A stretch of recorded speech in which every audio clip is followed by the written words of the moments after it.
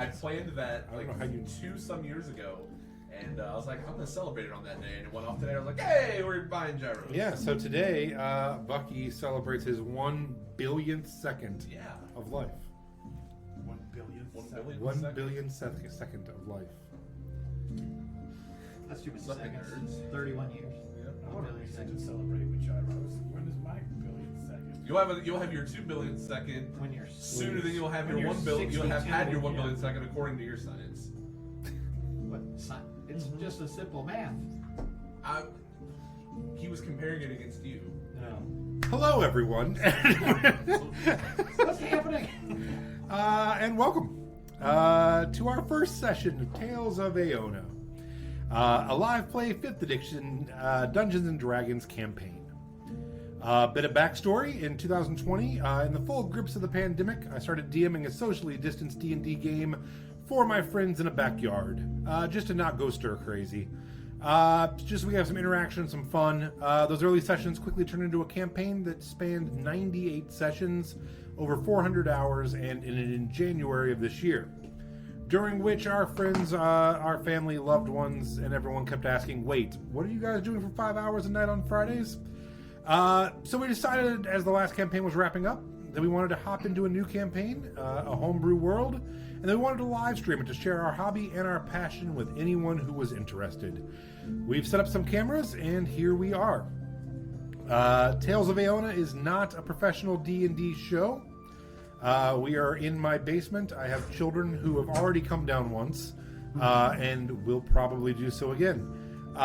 There are plenty of great professional live D&D shows out there. We're just some friends playing D&D in a basement. We're not voice actors. We're not amazing D&D players. I am barely a DM. So there's a good chance this might not be for you. And that's totally cool, because it's for us. That being said, we do hope you enjoy it. And we'd love to hear from you. If you're watching this live on our Twitch, welcome. Drop us a comment in the chat. You can ask questions, say hello, tell me how I'm wrong about literally everything. We most likely won't interact with the chat too much once we start the session, but we do take a break around the 2-hour mark, and some of us will probably hop in the chat at that point and answer any questions we see. If you missed part of the show or any show, no worries. We also will have the replay tomorrow and every Saturday out on YouTube. The link to everything was supposed to be in the description. It says on the copy it is in the description, but I didn't do that. The link is I'll just say it out loud. It's going to be on YouTube. It's YouTube. Fuck. On YouTube, it's Get Hyped YouTube. And we'll probably drop it in the chat. And here on Twitch, we're Get Hyped Twitch. If you're watching it on YouTube and like to join us on Twitch. Also, how is the future? I hope everything's well. It probably isn't. It's not, no. By the way, Get Hyped is a company that I run along with my wife and a couple of other great folks. We do PR marketing, run a Twitch, YouTube, and TikTok channel. We've traditionally mostly covered indie alternative music news in the past, but are using this live play as an excuse to pivot towards covering more of the nerdy stuff that we love. You'd be doing us the biggest favor in the world by following us on our channels, which is just the word Get Hyped followed by the page, like Get Hyped Twitch, Get Hyped YouTube, Get Hyped Insta. Exactly. You get the idea. We do have a dedicated account for Tales of Aona on Instagram. However, I think I entered the password too many times wrong, and I think I'm locked out of it for like 24 hours. So maybe wait till next week on that one. I'm not. And more specifically, I'm also locked out of our Tales of Aona Gmail to get the thing. So man. So we should have those back by next week. Let's not talk about them this week, but next week we'll probably have some dedicated Tales of Aona stuff. On Instagram, that'll be the best way to chat with us specifically about the show throughout the week. I'll post a picture up of the campaign. What's the word? You know, when I keep on saying issue, I did that last time too. Session. That's the word. I'll post a picture from the session and we can chat about it underneath. Each week I'll post a non-spoiler wrap up, and then underneath it a spoiler wrap up too if you don't have time to watch it all and want to just catch up. So please give us a follow over there once we get it all set up. Finally, last thing is we do have a Cash App and a Venmo. They are both just Get Hyped Cash. If you dig what we're doing and you want to toss us a couple bucks, we will use it to start upgrading our stream. We will start probably by upgrading our random stage microphones we have above us to actual boom microphones so you can hear everyone. So yeah, that's it. Every week we'll be going live around 5:15 and chit-chatting till about 5:30. And then it's time to play the game. Oh boy, which is now. I'm so excited. We haven't played some D&D for a little while now. So for the first time, without further ado, let's do further. It's time to play some Dungeons and or Dragons. I'm so excited. It's like Christmas all day, man. I've been so hyped. That was a whole thing you did there. That was a whole thing. Good job. Good job. Hey, thanks. I didn't work today. I just did this. So yeah, our tale takes place in Aona, a world and a time far away from the world we know now, but with a lot of similarities. Hardworking people strive for a better life. Mischievous children play in fields. Small groups of folks form hamlets and towns and even cities. Aona was a fairly peaceful world for a very long time, as far back as written history stretched, in fact. Sure, there were some problems every now and then. Cities would clash, changes in leadership, new religions would spring up to challenge the old gods, but all in all, Aona was an alright place to exist. Until the skies opened up, and the unexplainable and unimaginable horrors came through. Entire civilizations collapsed in a matter of days. It wasn't so much a war as a purge or an annihilation. The beings, which soon came to be known as the Consumption, were too advanced and too powerful for any army on Aona to withstand. And when all seemed lost, the dragons stepped in. Chromatic and metallic dragons put their differences aside and waged war on the Consumption, eventually turning the tides of the war and driving them back through their rifts. But the damage was done. The Consumption set Aona back generations and generations, and plunged most of the world into despair, sickness, and crippling poverty. The dragons seized this opportunity to take control of Aona, with the metallic dragons forming the Radiant Scale Alliance, and creating territories in western Aona, and the chromatic dragons forming the Council of Worms, and creating territories in eastern Aona. Since then, the dragons have been the rulers of the known world, some benevolent, some less so. Societies began to rebuild or were created anew. Some species, such as the dwarf, seemed to be lost completely to the Consumption, while some, such as Dragonborn and many species of awakened animal kin, were seemingly created by the war and began to populate the lands. Much of what happened is faded from fact to myth, and our story takes place almost 2,000 years after the event of the Consumption in 1878 AC for... Or, do we want to do AC for after consumption or PC for post? Let's do PC for post-consumption. Sure. 1878 PC. We begin on a hot early morning on the 20th of Vereen in Farnthorpe, a small hamlet to the far east of a territory known as the Boon Plates. We are 5 days away from the Farnthorpe Fair, which starts on the 25th of Vereen and culminates 6 days later on Moor's Fate. Moor's Fate Fair Days are typically a town fair-like event where the farmer's market happens. There's contests, there's prizes, there's games. Moor's Fate itself is a summer festival held all over. It's where adventurers come home, see their family, farmers bring their crop to market, and everyone just slows down for a couple days and has a nice carnival, family reunion, fair type atmosphere. So we will start in the early morning with two of our PCs.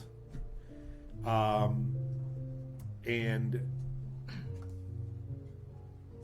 two, I will call them rabbit folk for right now, awaken in a farm just outside of town.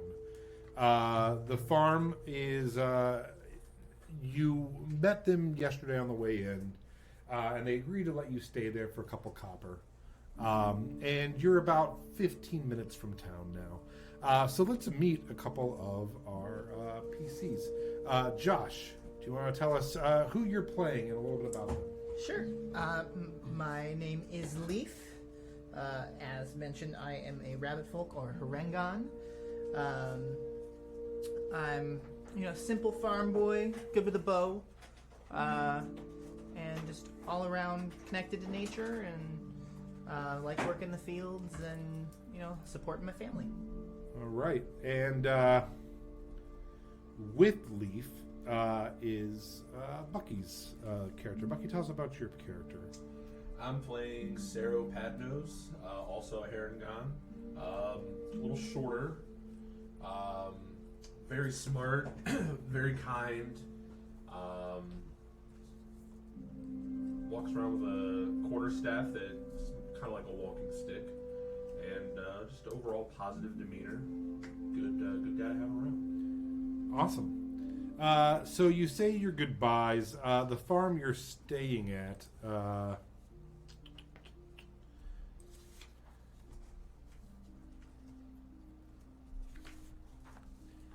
Is led by a farmer named Abernathy and his family. They're good people. They wish you well. And you two have a cart, and you're bringing in some of your crop to sell at the fair. You decided to get here a couple of days early to try to stake out the best spot at the fair. Kind of meet, maybe even network with some of the other tradesmen and farmers and things like that, and just to get out and see the world a little early. So yeah, you guys, if any of you have any ideas, describe your cart or what is pulling your cart or what crops you have. If you have any thoughts on that at all. I think the apparent assumption is that it would have cabbage and carrots. Yes. I think that. And I believe turnips as well. And turnips. I think that's a 3 for 3 right there. Cabbage, carrots, and turnips. We're single enough. The things you pick off. And so, Rabbit. Yeah. being Harengon, I assumed your cart is a little smaller than the average human's cart. Mm-hmm. Do you have you decided on what beast is pulling the cart or how that's working? Didn't we decide it was going to be boars? Boars. Yeah. All right, so you have 2 boars Yeah. that are pulling the cart. Yep. All right. So as you mount your cart and say goodbye to the good farmer Abernathy, is there anything you guys want to do? You have about a 15-minute ride into town. Just affirmations for the boars. Keep them, on the straight and narrow. Okay. Every now and then I might. Don't do drugs, kids. You are well loved. Every Right. now and then I might sneak them a piece of carrot or something from my own personal stash, There you go. Nice. just to make sure that they're well fed. Make sure that I overly thank Mr. Abernathy and his family for having us stay there, so we didn't have to sleep outside. Yeah, absolutely. Their name Ham and Carnitas. I was gonna say, are there? Do the boars have names? If they do, I'm not sure. I'm not. I would say that they're your family. I mean, our family, but your family's boars. Okay. Let me think on that. Okay, Back to absolutely. you in a couple minutes. Absolutely. All right. And his name, the farmer's name is Elder Abernathy, by the way. Elder. And he has a daughter named Darby and a son named Cotton. So Darby, Cotton, and Elder Abernathy. And they also, besides the farm, it's also an orchard, by the way. It's a farm and orchard. He will be in town selling some apples as well from their orchard. Okay, we will go now to just outside. You guys, by the way, are coming in from the west, from your hometown. And just outside the east of town, and I mean literally just outside, there's a small caravan of parked carriages and carts. And in that group is our two other PCs. You awaken in the hot early morning. You guys have slept in your cart outside of town, so as to not upset anyone coming in the middle of the night. Sometimes your kind can cause slight concern if you come crazily into town in the middle of the night. So you got to town last night, but saw this kind of parked caravan of other travelers outside and decided to kind of bunk up with them. Let's go ahead and introduce your characters. Willie.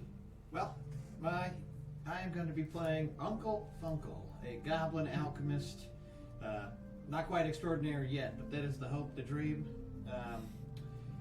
Currently attempting to win the game of coin so that I may become a capitalistic powerhouse and overthrow my arch nemesis. All right. And with him, Jason. I am playing Glor Townsacker, another goblin, the guy pulling the cart. So you guys don't have any beasts. You're actually you are the beast of burden. I am the beast of burden. Okay. Not a lot of torque to this cart, but once we get going.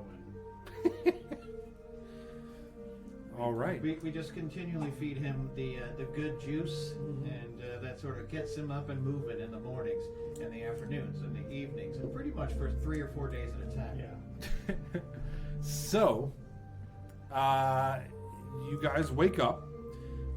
You're parked next to another cart belonging to a traveling minstrel show, led by a human bard that you met last night with sandy blonde hair and a small pencil mustache. He wears pirate-themed clothes and claims to be born on a pirate boat in the Mizzentor Sea. His name is Tristan Drakefield, and he has a band of merry men with him that he introduced you to last night, called Tristan Drakefield's Traveling Debonair Troubadours and Dashing Theatrical Drama Troupe, or the TDTD. As you wake up, members of the TDT are going to bed from last night. They stayed out all night.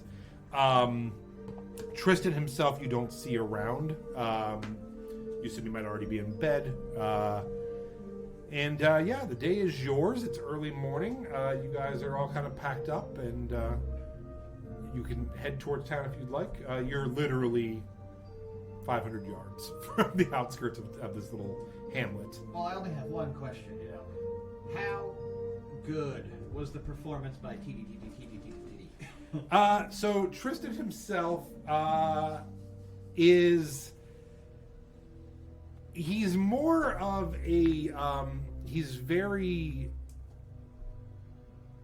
an orator. He likes to tell stories. He would narrate while they would all kind of act it out. They're not a great troupe as far as they don't play music per se. They play a little background music, but mostly he tells tales of bygone eras, mixes in some truth with some fiction. Entertaining enough. He's a showman. All right. Well, good friend Glob, Yes. should we proceed forward into town? Oh, you're doing a voice. A small voice.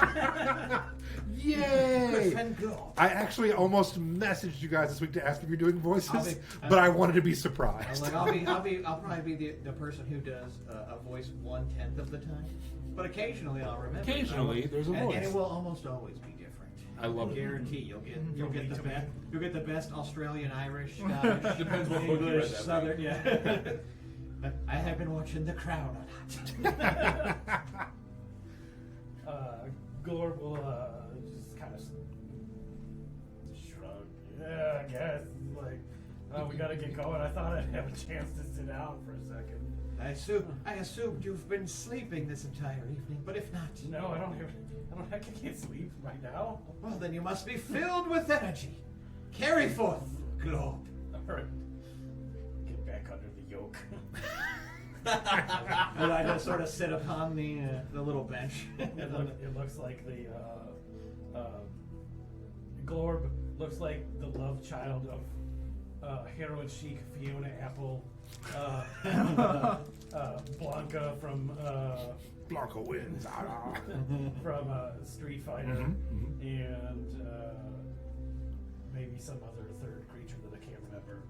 But once he starts going, it gets there's a lot of like mud spray as he starts to run, and eventually like gets the cart rolling over that first stone, and we get moving. Yes, and as the cart begins to trundle along, Funkle just sort of wipes the mud off of his face and is like, "Good job, Glob." You realize maybe it's not all mud depending on what he ate the night before. Powered by Taco Bell. So, as you head into town, let me pull up the map I so expertly drew. Maybe the greatest map ever. All right. So you guys are heading in from the east. And so the way this, it's a hamlet. It is only around maybe 150 people total live in the town. The population breakdown is about 50% halfling, 25% gnome, 15% animal kin, with about 5% human and 5% wood elf or other. The town has a central square with 4 crossing roads and a town center park in the center. Almost all the businesses are set up around this center square. It's mostly wooden structures, mostly 2 stories tall, with the shops on the bottom, living quarters up above them. So you're coming in on Hill Road, and you would all be coming in on Farron Road. So as you head in, you do see a bunch of the shops along the way. Let me pull up my. Give me 1 second. Yeah, I'm gonna hop on Discord as well. Facebook channel last week. Oh, is it not on Discord? It might be on Discord. Too. Have I failed us? No, it's on Discord too. Oh, Oh, thank God. like it's here or there. Is it in a real building, maybe? Yeah. I have, There's that beautiful map. I was like, I have failed you because I was unable to create a map worthy of my other map. And so I tried like 3 times, and I was like, I'm not sending this to anyone. So yeah, It looks like Vagina. You terrible. it is. To me, it felt that way. So and it is. Yeah. Bucky figured out my secret immediately. Now everyone knows where we are. Yeah. It's only a matter of time till the FBI shows up. Dodged us all.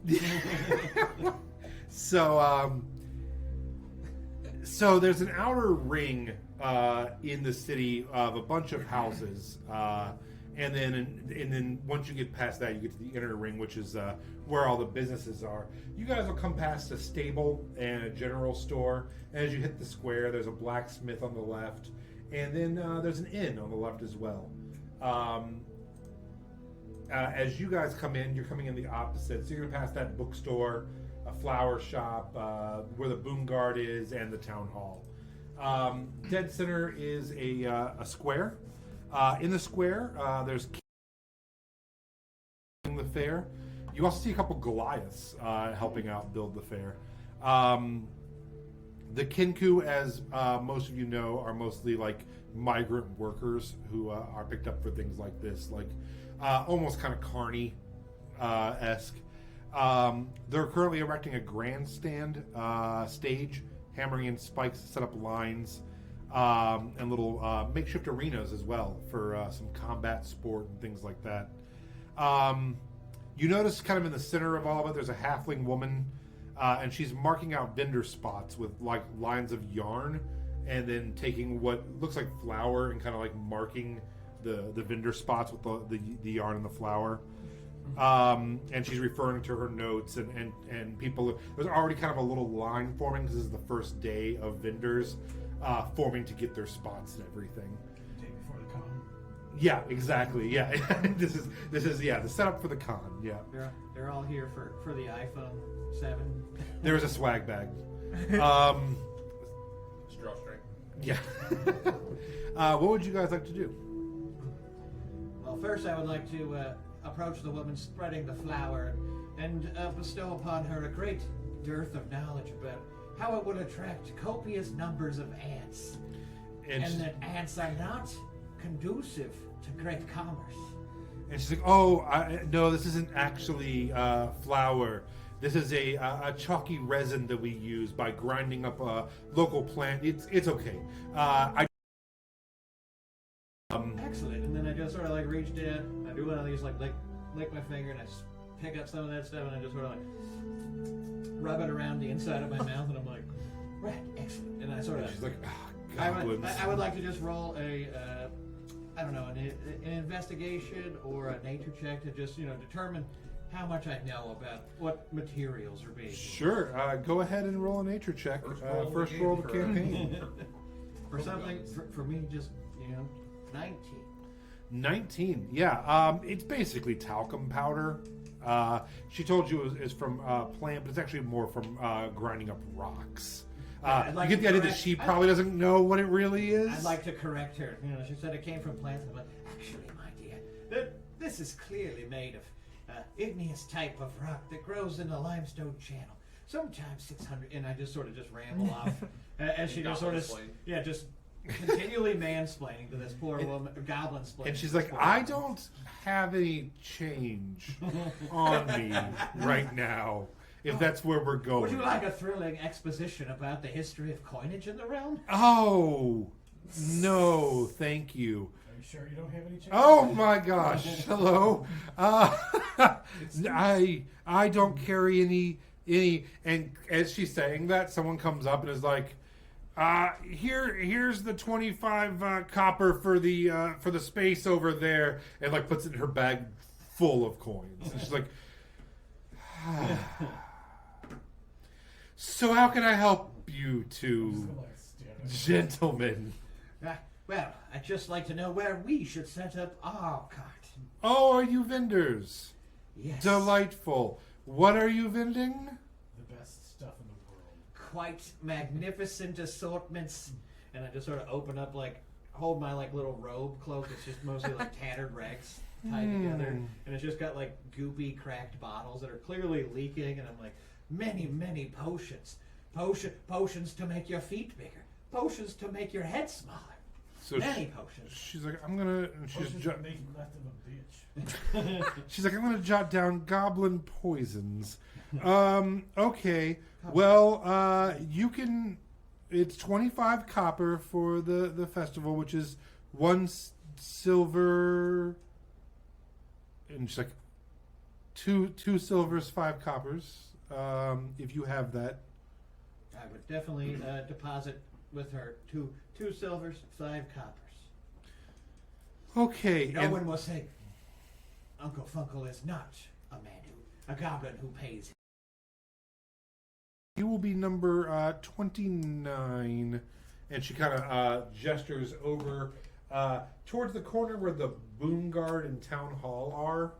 And she's going to put you right out in front of them. Assuming this is taking place somewhere on the square. Yes, right? it's almost dead center. I would love if, as they were talking in the far background, probably in that area of the grass that we would have came in on, you said, while the cart's being pulled in here with the cart with the boars, I would be walking around and personally introducing myself and shaking the hands of all of the worker Kenku that are. Sure. Hi, nice to meet you. They're like, hi, nice to meet you. That's exactly why, because they're all can be friendly right back to me.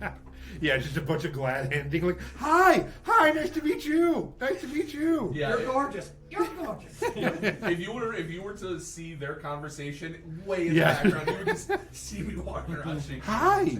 Just Hi, how are you? amicably about. I'll work on parking pork chop in Hamlet. Pork chop in Hamlet. I love it. All right. Yeah, I would be back to you by the time. I personally would have gone with ham and sandwich. But So you take them over. Are you taking them? Are you keeping them near you, or are you going to put them in the stable or try to board them? Would I know if the stable is used to boarding boars? Yes, because this is mostly halfling and gnome community and animalkin, they are used to smaller stature Okay. beasts of burden. Then I would take them to the stable first. Sure. So you head over to the stable where you meet Lou Hogpenny. Kind of there, Lou. Blue hog. Yeah, and Can I he's, shake his hand? sure. You can shake his hand. He's a halfling, big mutton chops. And he's like, "Oh, hello! You in town for the festivities?" Yeah, we sure are. We're hoping to get a spot set up to sell some of our wares, but. Oh, you want to talk to Mira about that? She's a lovely woman. She'll be the one with the clipboard over there. Clipboard. Okay. I could definitely use a good spot. You got Oh, any he's doing a voice too. recommendations? Yeah. Sorry, go ahead. Do you happen to have any recommendations On clipboards? Oh, nice. on spots that we can? Oh, on spots. So that's more of Mira's. I would say you'd probably want to be on the north end. Most people come through town, kind of where you came in, I believe. Get down along the north end road there. That's probably a prime spot. It's where the people can see. It's near where the grandstand's going to be. I think he's telling the truth. Everybody I met up there was extremely nice. That tracks around here. Thank you kindly. No problem. As he's talking, another halfling with black hair comes through. He's like, "Oh, this is Griffin. He's my assistant. He'll be looking after. You said Porkly and Hamfist, Pork chop and Hamlet. Pork Chop and Hamlet. I'll have to write that down. Pork Chop and Hamlet. What was the other guy's name? Yeah, what's his name? It is Lou Hogpenny and Griffin.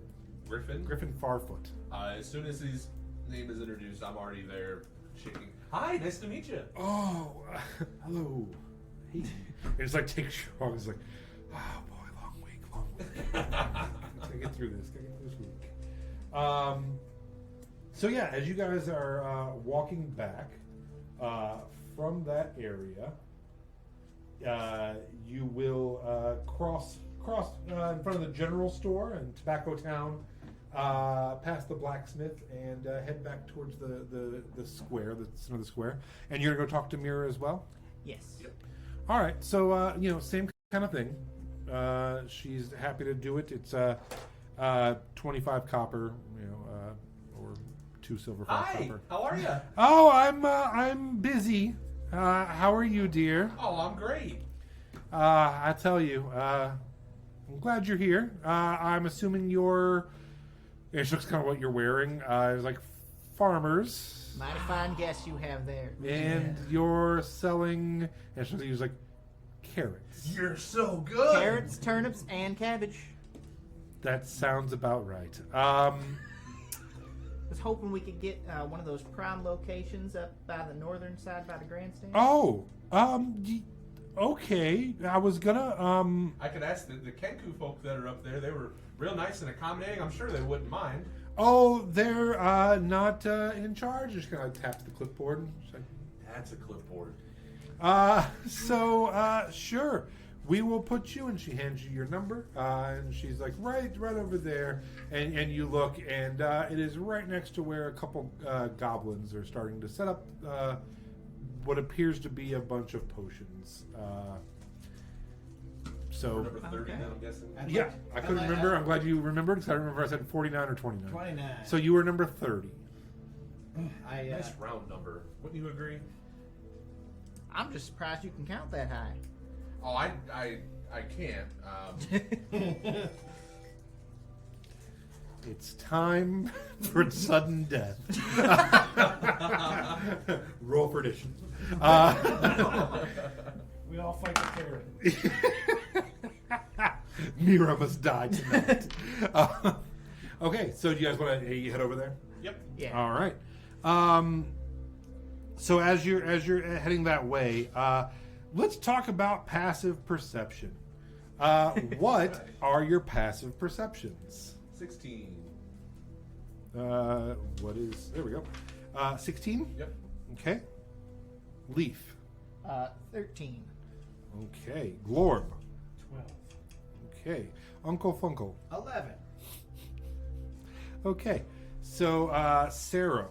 Yes. as you're heading over, saying hello to everyone, you do notice across the street as you're making your way between Jansen's Jams and the Scribe, you see a human man with a short brown beard and a dark green and brown cloak watching you all from between two buildings.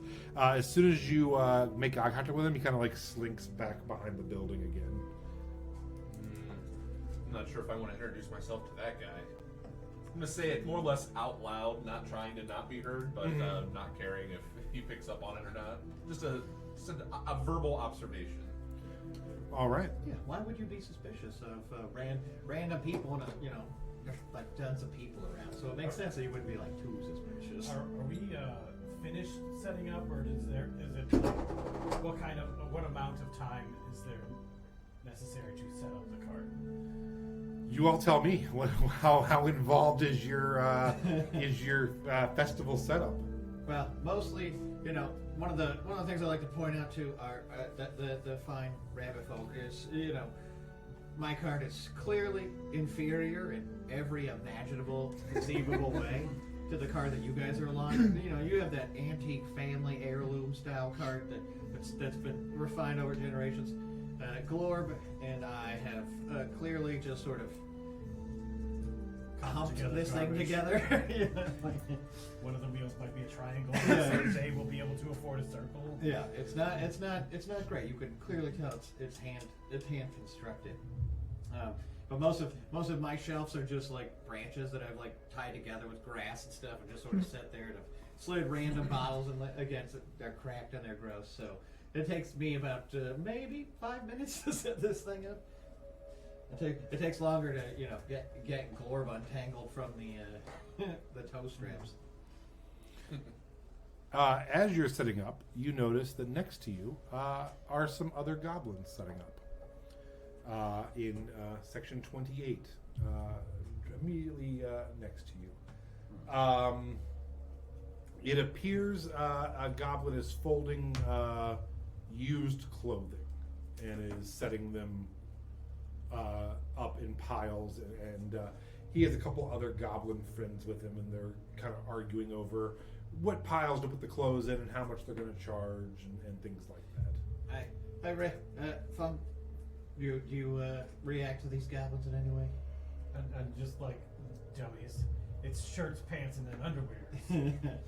That's how everybody says. Funko does sort of raise his hand to get their attention. He's like, "Ho there, friends. Which clan do you hail from?" The one just sighs and puts on little glasses. He's like, "Hello, I'm Filch. Filch. From Filch's Findings. We're like a traveling, I don't know, pawn shop." So you've sworn off the clan name. Yeah, no, we don't do any of that around here. And he takes his glasses back off and rubs them and puts them. You can tell he's like, "I have glasses. Notice the glasses. I'm really smart." I buy things and resell them. And I got a couple of people here. And he goes to introduce you to the other goblins.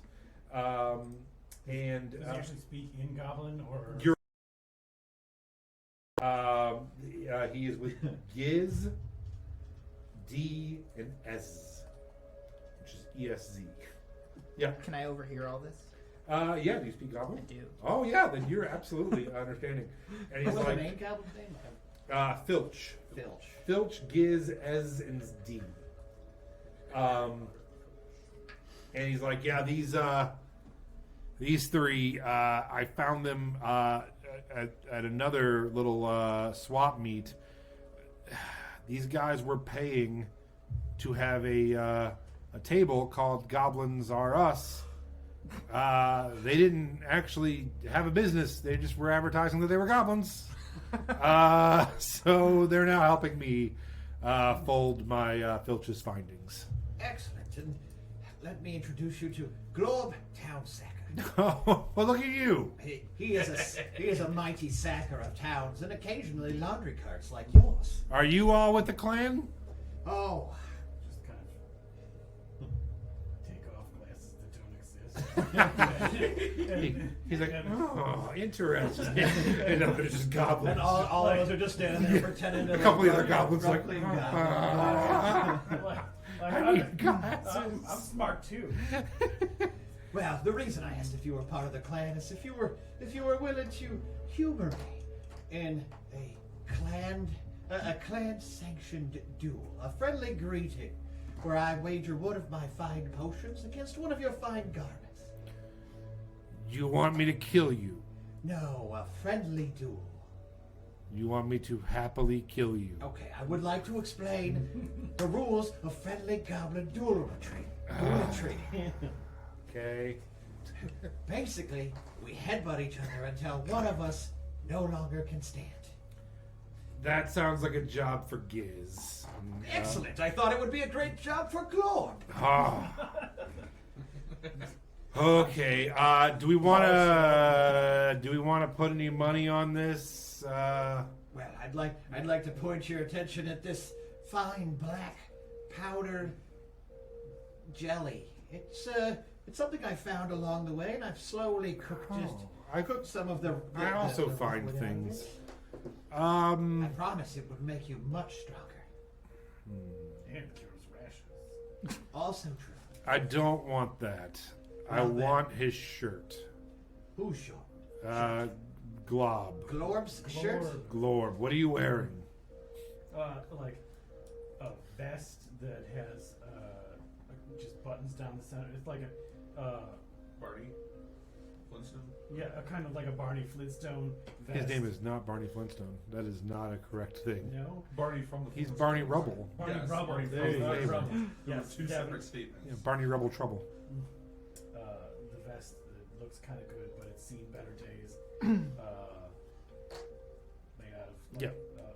a mix of skins. Well, if you're going to. Filch if you're would going to very take much his- like that. If you're going to take his shirt, at least let him pick a pair of pants from your cart. Anything you want from our carts, one clothing item if we lose. What do you say, Glob?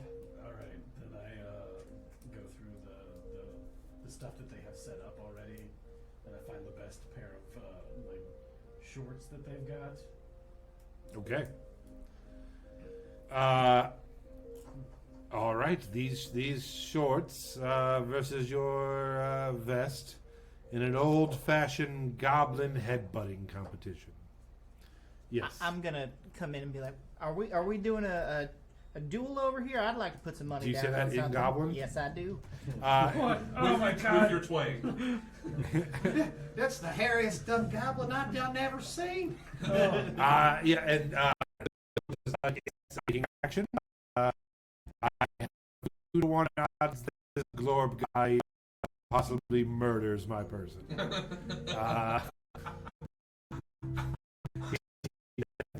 You seem quite confident in Giz's talent. I just about getting if you kill him. Poor. I was gonna put $25 on this slimy one right here, On this one. or 25 copper. On this one. Yes. Yeah. 2 to 1. Yeah, so if you do that, you would get back 12 copper on top of the 25. Sure. So you turn 25 into 37. That works for me. Okay. I keep looking at you when you speak goblin. It's like, oh. So yeah. Stare at your teeth. So you give him 25 copper. Square teeth. No, it's not right. Okay.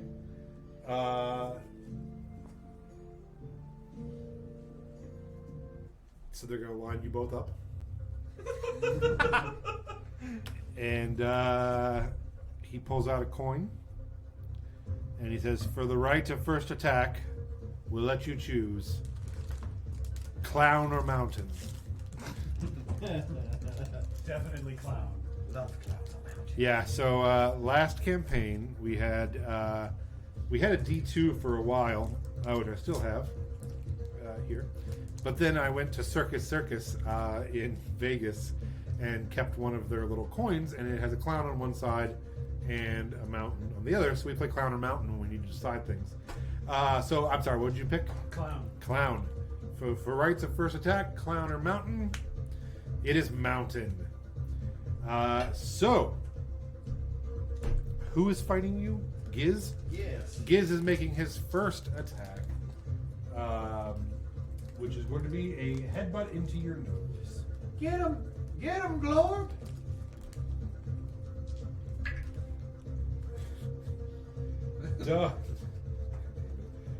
Does a 5 hit? No. Okay. Misses. Yeah, that was as low. Yeah, actually, it was a 6. I say he just like bumps into Glorb's impossibly hard face. It's like, Okay, so he's like, yeah, and you may now headbutt Giz. Okay. Does a 18 hit? That does hit. So you just you go to he goes to headbutt, and you kind of like turn and hit you in the cheek, and you just smash his nose into your forehead. Alright. If possible, I would like to have not been paying attention this whole time setting up Until the you card. see it. But then, no, I hear it. I And I just whoa. Immediate Then I'm thud. gonna spend a bonus action and having headbutted him in the nose, bring up my knee and hit him again. Oh my god! Okay. Like, just kind of like headbutt him so that he goes down into And then my up to the okay, yeah. I like it. Does an 8 hit him? It does. No, it does not. Okay. But he misses the knee. whoa, Glob, this is a friendly headbutting match. How many points does it take? 6. 6 points. Okay, he is woozy, and Filch is like, "Don't just stand there, Giz. Headbutt him in the face." And I'm gonna back up too. yeah, he goes to headbutt you and just staggers forward. Does a 9 hit you? No, it doesn't. Yeah, and just kind of like the top of his head just goes into your chest, and you kind of pick him up and go ahead and make your attack.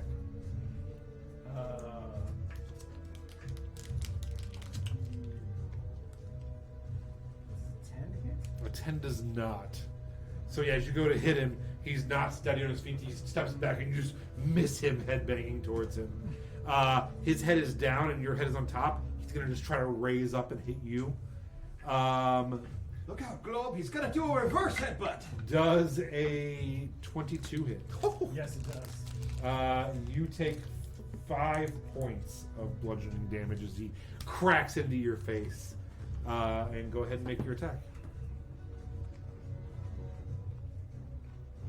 Try real dice. Oh, yeah, that's much better. Yeah, real dice will attack. 18 plus 5. That hits. Alright. Total of 5 damage. So yeah, he goes down, smacks into your face, and raises up, and you just literally grab him by his goblin ears, put your head down, and just go boom, and you just hear it cracking and caving in, and he just goes limp, and you're just holding him by the ears. He's like, yep, that's what we pretty much thought would happen. I assume this was non-lethal. You know, I wasn't. Yeah, no, he's not Glorb dead. Commit super. He's not looking great. I'm sure there was like an uproar when that landed. More of like a. I think everyone, yeah, so people all were- of the goblin kind. I let out a big old yeehaw. like- I was gonna say, I figured it'd be like a boxing match. And I go to pick up Glorb and put him on my shoulder, but then I realize like I'm a weak bitch. And I'm just like, good job, Glorb. I would, Good job, I would Lord. hop right by to the injured guy and be like, "Oh my god," you know, like. I'm gonna hold up Giz by the arm, just like, yeah! Oh no! After the first round of cheers, I would like to expend a charge of my healer's kit on the poorly savaged individual. Sure. And So how does that since- work? Since I have, normally it would just like you could use it to stabilize someone, but Uh-huh. if he's like dying, it will stabilize him and bring him to 1 HP, or if he's alive, it will restore 1d6 plus something. Sure, go ahead and roll your d6. 1d6 plus something. Probably wisdom if it's medicine. Yeah, I couldn't remember exactly what it was. 2. Okay. So 1 brings him up, and then he has 1 hit point. He kind of like coughing up some blood, and he kind of goes crawling into their little makeshift cart they have. As he's going back into his cart, you do see another goblin has just crossed the street and is heading to the back of their cart with like a pile of clothes, and is like shoving the clothes back in there as well. Now, Grohl, which pants did you select? Pantaloons, perhaps? Oh, it's 1d6 plus 4, so we gained an additional 4. Oh, so cool. So he has 5 hit points. He's almost back to perfect health. And I would also, low I would also patch up Glorb if he's taken. I don't think you took any damage. He took did you? 5 points. Oh, did you? You're right. So I'm gonna go ahead and patch him up while he's selecting his pants. Just a pair of like sexy shorts. Yeah, no, they have those for sure. They're a little. I believe they're. I always say hobbit, halfling ladies, kind of like gardening shorts. Yeah. They're kind of wider legged, but only like 4 inches, and they're nice. All right. Yeah, they're like a dyed yellow. Very, very nice. It's very tasteful too. And I'd just like to shake hands with the Flitz. Damn it, why can't I ever remember his name? Filch. Filch. Yeah. Man, Yeah. may we find profitable exchange in the future, for I am a merchant as well. Okay. Good. Well, I'll collect my winnings and go back to help and set yeah. up our So cart. you get yourself 12 more silver pieces. I would have used. They say the music is a little loud. Yeah. A little loud.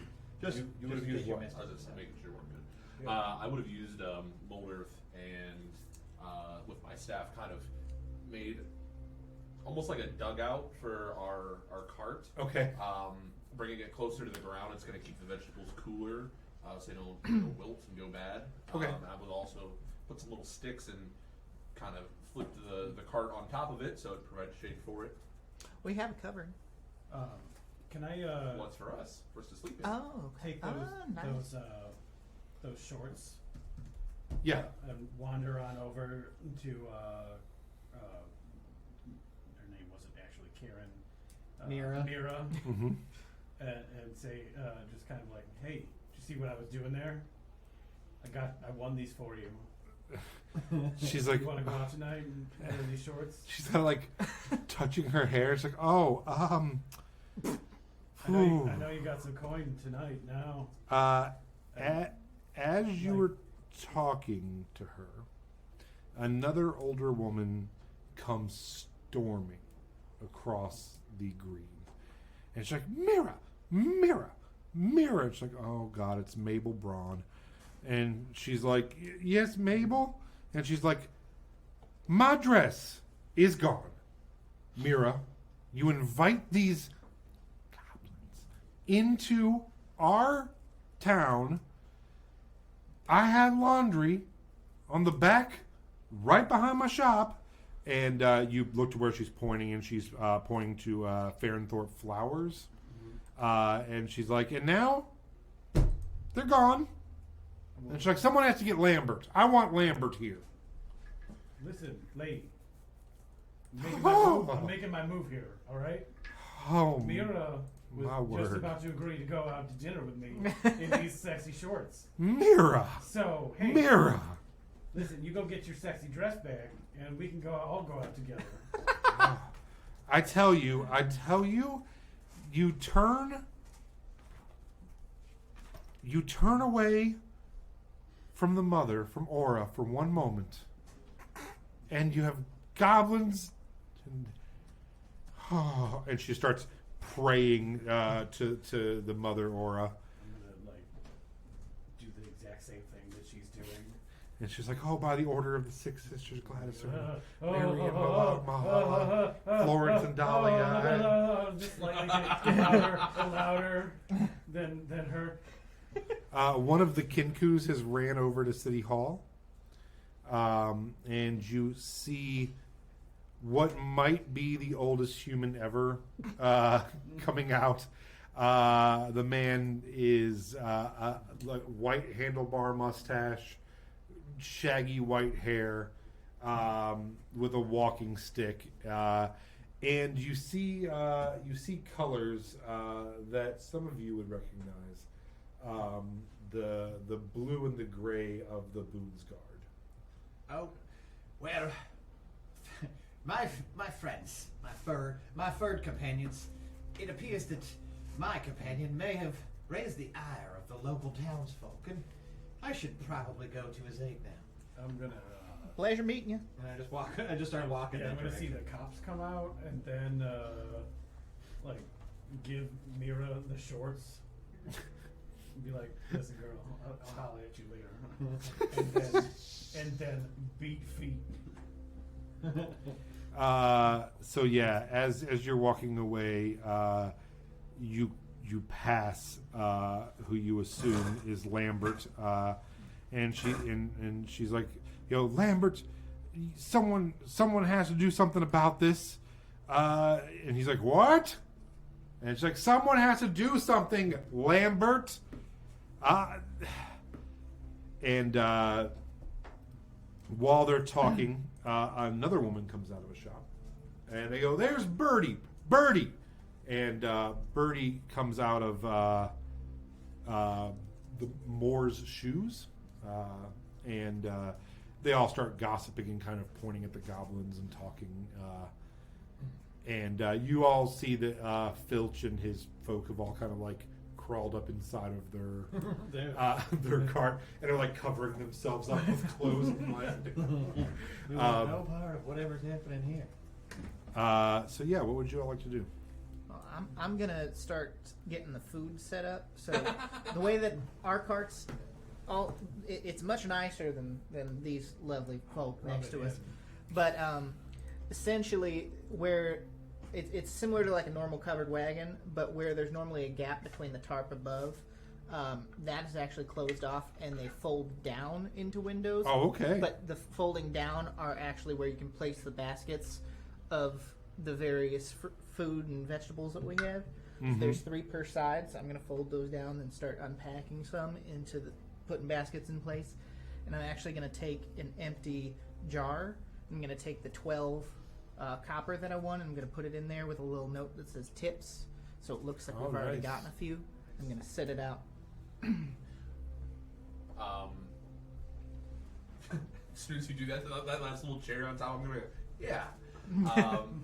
Would we have heard the conversation going on? Yeah. Alrighty. I'd like to bounce on over to, and I can't wait to just keep using that one. I'd like to bounce on over to plot number 28, where all the other goblins were at, and Like, oh, you do know my stories. We're already on plot 28. Subsection B. Yeah. And the first lump of goblin underneath clothes I find, even underneath the clothes, I'd like to kind of just poke with my stick, "Hi!" and try to get some attention from whoever. I obviously won't be able to tell who it is until they come out from the clothes. Yeah. So I'm looking for the Filch in charge, though. Sure. You get one named Giz, Giz. who Whose is face is perfect. not happy. I would recognize that he's the one that got his ass beat, right? Yeah, and he like rolls over, Nope. and yeah, then on the second try, Yeah. you do get Filch. Hi. How are you? We're okay. We're laying low. I can tell. That's what I wanted to talk to you about. See, there's kind of a ruckus that's going on over there, and I think they're about to blame those kind folks from plot number 29 for stealing some clothes, and it's not their fault.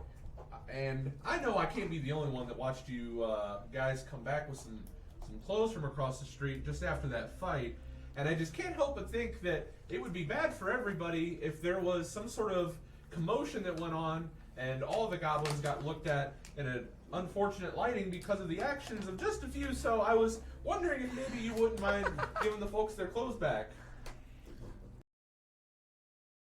Either a persuasion or intimidation check, depending on what you think you're doing. Definitely persuasion. Okay. Definitely persuasion. 21. Wow. 21. So he's like, listen, let's say we do have the clothes. I don't know if we do or not. You know, goblins sell used clothes. Suddenly, everyone thinks the goblins are stealing the clothes. It's a hateful stereotype. If we're being honest here. I understand. But let's say we have found them. Sure.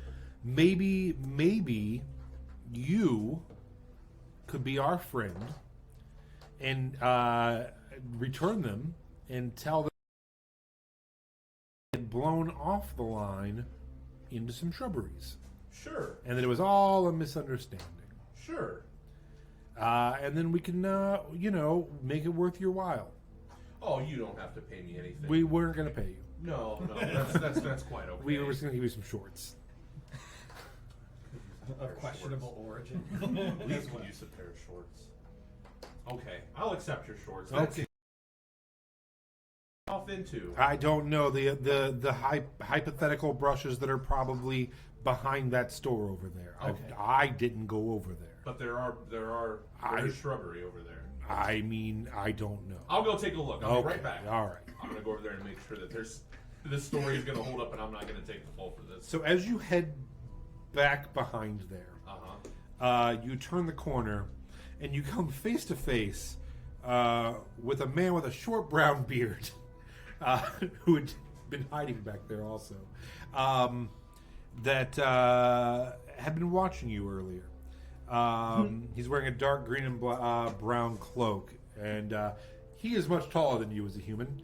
And you come around the corner, and he's like, sorry there, little rabbit folk. Hi, you were the one that was watching me earlier, huh? No, you can say yes, it's okay. You were in the square, so I suppose I was watching you in the square. Yes. Oh, okay.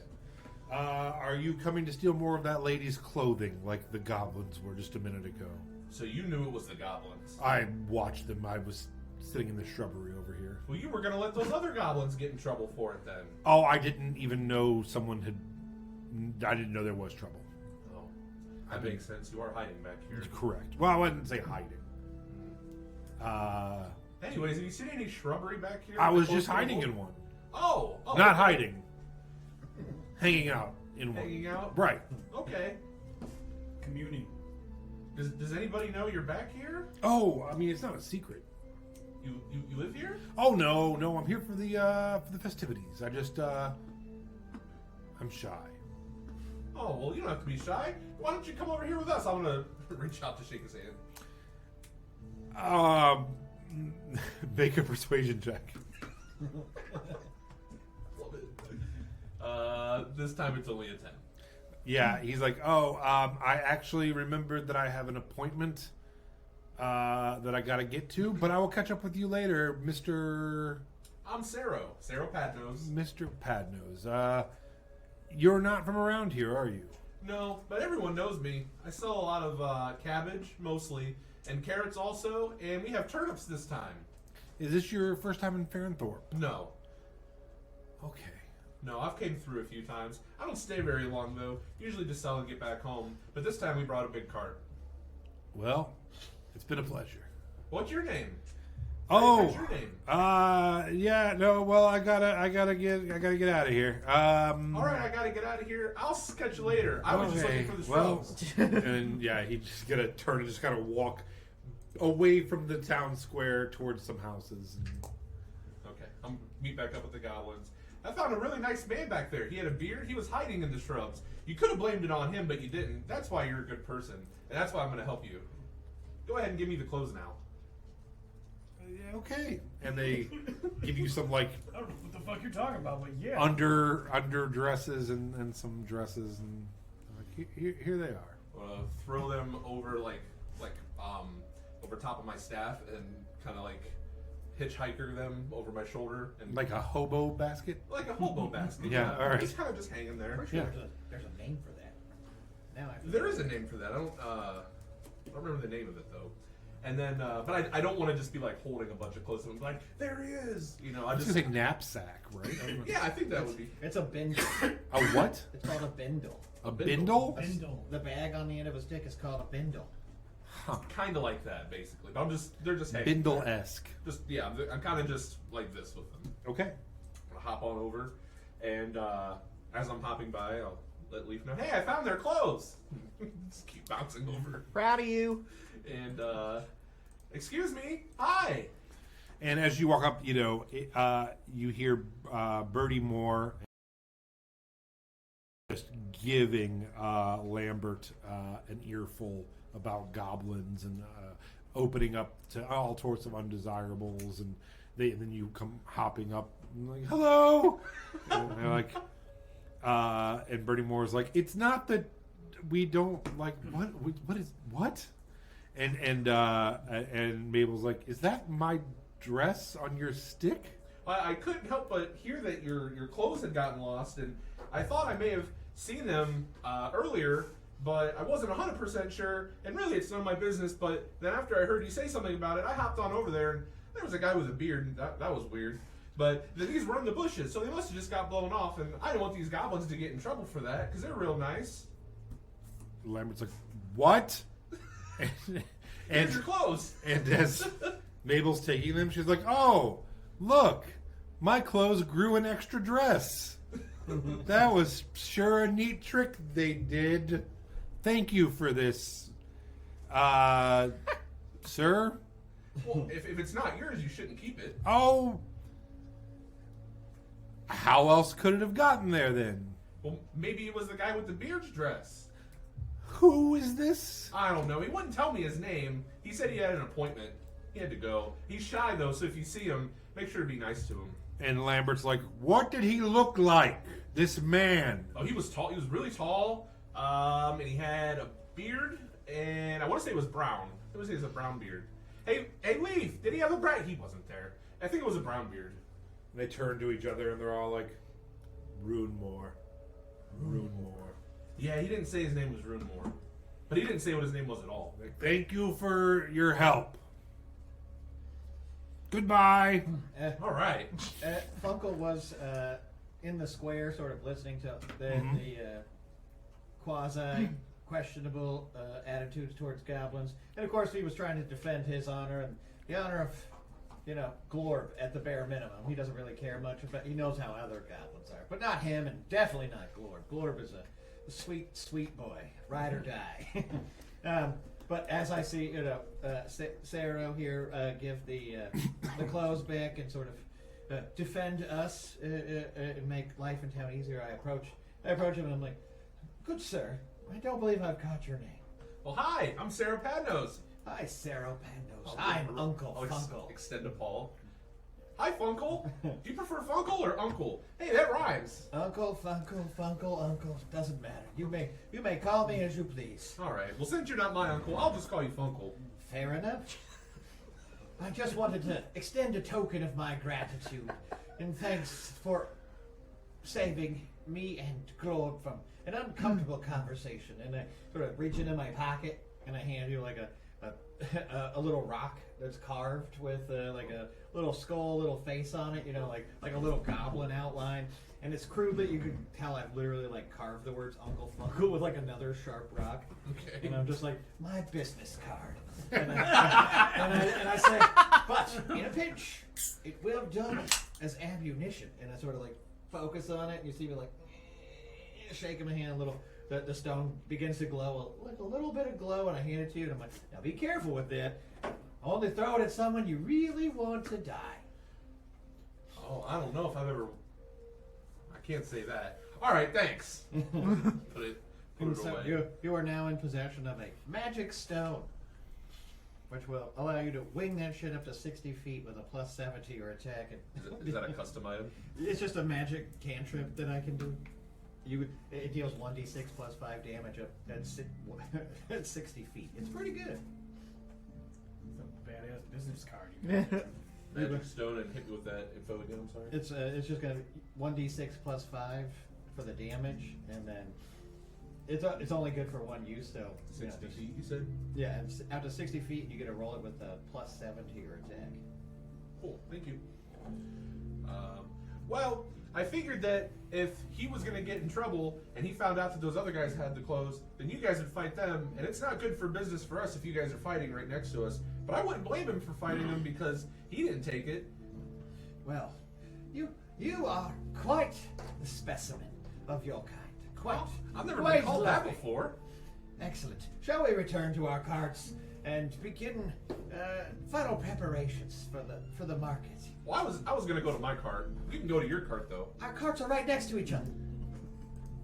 While they're doing that, I'm gonna take a turnip and I'm gonna slice the leaves down so there's two that look like ears. I'm gonna carve it to look like a happy harangon. Okay. I don't know if you want me to do like a specific check to see how well it is, but No. cool. Yeah, I'm just gonna make it look like Yeah, I like think a I'm gonna very give this to you. happy looking Yeah. rabbit, and I'm just gonna have that be like the front and Happy Harangon turnip truck. Yeah. Mhm. All right. I love it. I love it. That could be that's a good name for a shop, though. The Happy Harangan. Yeah. As a matter of fact, I'd like to double up on that as we get back to the tents or the stalls, assuming that nothing comes before then. Yeah. I'll see you whittling it and setting up there, and I'll say, "All right, the final step. I love this part." And I'm going to use mold earth on the ground to form the words "Happy Harangon" as like a ground sign in front of our stall. Okay. Make a performance check for that. I'd like to take some self-esteem damage. 22. 22. Yeah. Yeah. It just, we are killing. Mental. Yeah, we mental really are. and don't worry, Uncle Funko is feeling quite embarrassed. Bye. And look at this card. Yeah, this is really Our cool card. looking. The shelves made out of sticks. Yep. You I know, worked so A hard tip jar. I've collecting the string to make our shelves. I do look at it, I see, you're nervous and I'm nervous, and I'm like, how will we compete with this globe? I have an idea. Stand upon the top. Report it to the ground. No, globe! Damn it! Stand upon the top and do a wailing jig. All right. I will play a fun song for you to enjoy too. And so I walk over and I pick up another rock off the infuse it. I'm going to infuse it with my ability called Magical Tinkering, and I can imbue a tiny non-magical object with the magical property of my choice, which will play music. So I'm just gonna pick up a rock and I'm just gonna set it sort of like front and center, like they have the little Happy Harangan carving. But mine's just gonna be like a lumpy ass rock with nothing special about it except for the fact that it's blaring goblin death metal. Sure. Because and I'm like, it's very calming, is it not? I'm gonna do a traditional goblin slam dance.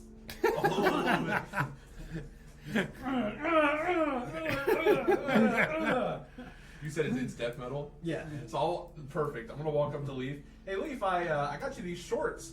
I thought you might like them. If you don't, that's okay. But I don't know if it's what it is about death metal, or maybe it's just because it's goblin. But I can't understand what they're saying at all. I just scream art.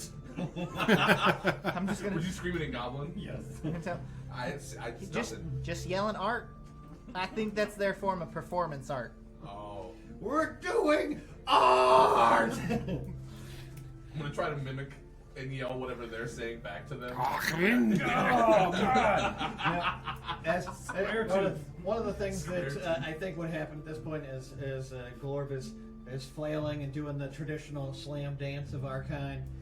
Is that you guys sort of hear the creaking of like the wheels and the axles of our cart, like, and it just sort of all the wheels just come off at the exact same time, like. I love it. Oh no! And we're like, oh gosh, Glorb, we've overdone it with our exuberance. But top notch on the dance moves, pal. Yeah. As this is going on, you see the woman who they were calling Birdie. Birdie was somebody, the lady that was at Ultra Karen compared to just the Yeah, Karen? Okay. yeah, she was like super anti-goblin. She came out of the the cobbler store. Does it look like a big shoe? I wish it did. Yeah, the one that says clothes and shoes on your map, which is Moore's Shoes and More, I believe. And her kind of elderly husband is out there talking to her now and kind of calming her down. You actually hear him be like, calm down. You're yelling in front of them. That's not what you want to do. And he like sees you like punching the air, dancing over there and stuff. And you see him kind of like shoo her back home. And he comes over and he has like a kind of a big like range, not quite cowboy hat, but just a big sun hat on. Like,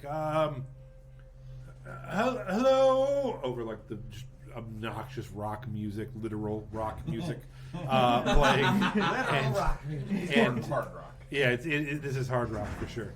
And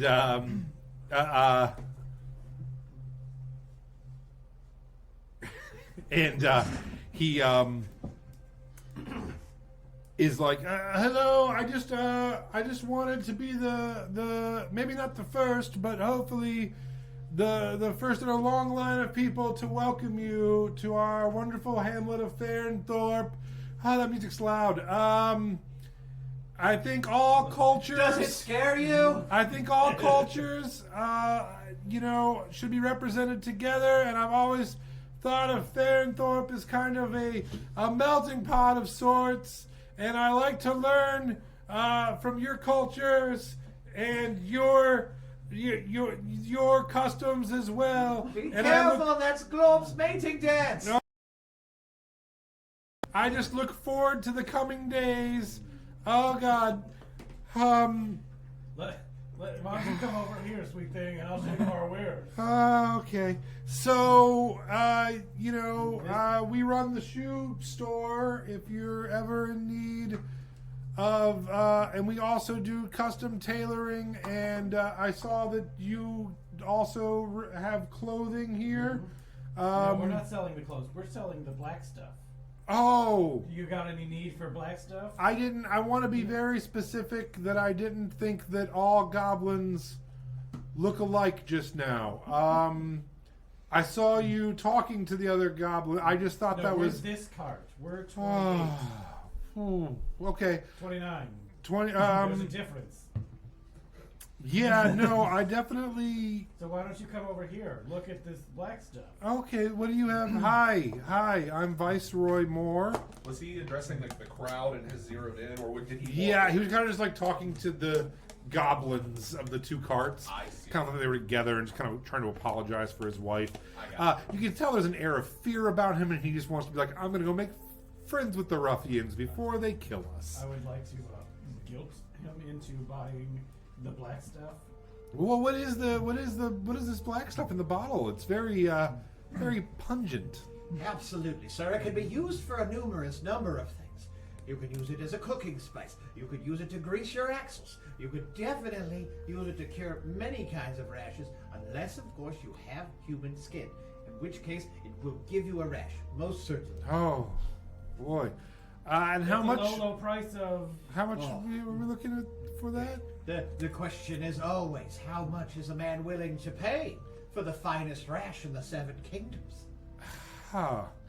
Seven Kind of like Kingdoms? I'm unsure. he. Like at any time, you could get a rash. Like one could just pop out tomorrow.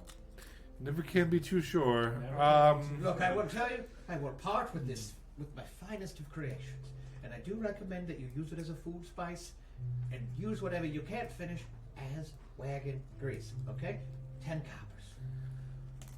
Okay, yeah, no, let's do that. Let's do. He's like pulls out a silver, and he's like, here's a silver. Damn it! You would have given me so much more. Cool. Hey, do we have sound right now? Yeah, it looks like we have sound. I see the sound. Mm-hmm. I think it's just cutting in and out a little bit. Everyone's saying. I don't know. Sorry. The internet's not great, probably. So anyway, hand you the silver, takes it and is like, well, welcome to Farnthorpe. I'm Viceroy Moore. Very happy to have you here.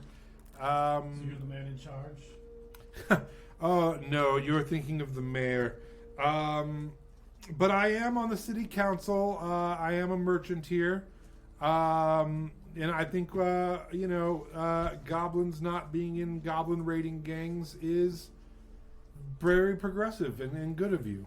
So excellent. Sort of keep put on my the straight arm and on Dor's narrow. shoulder and cover up his raiding guild tattoo. So yeah, good for you. Good for you guys. Keep up the good work and tearing down those stigmas. What do you know about this guy named Runmore? Oh, no. There's a rumor going around he's real shy. No, so Runmore. You think he needs some black stuff? Runmore is a town about a day and a half ride northeast of here. They're kind of a sister city of ours, I suppose. But No, this was the guy's name. It was Runmore. oh, He was hiding in the bushes. The beard is someone from Runmore was hiding in the bushes. Does everyone know? unclear. Oh, we should talk to the mayor about Lambert! this. Lambert! Oh, Lambert is useless. Clearly. He, I'm sure as you know, the further out we get from Gilderlank, the less presence there is.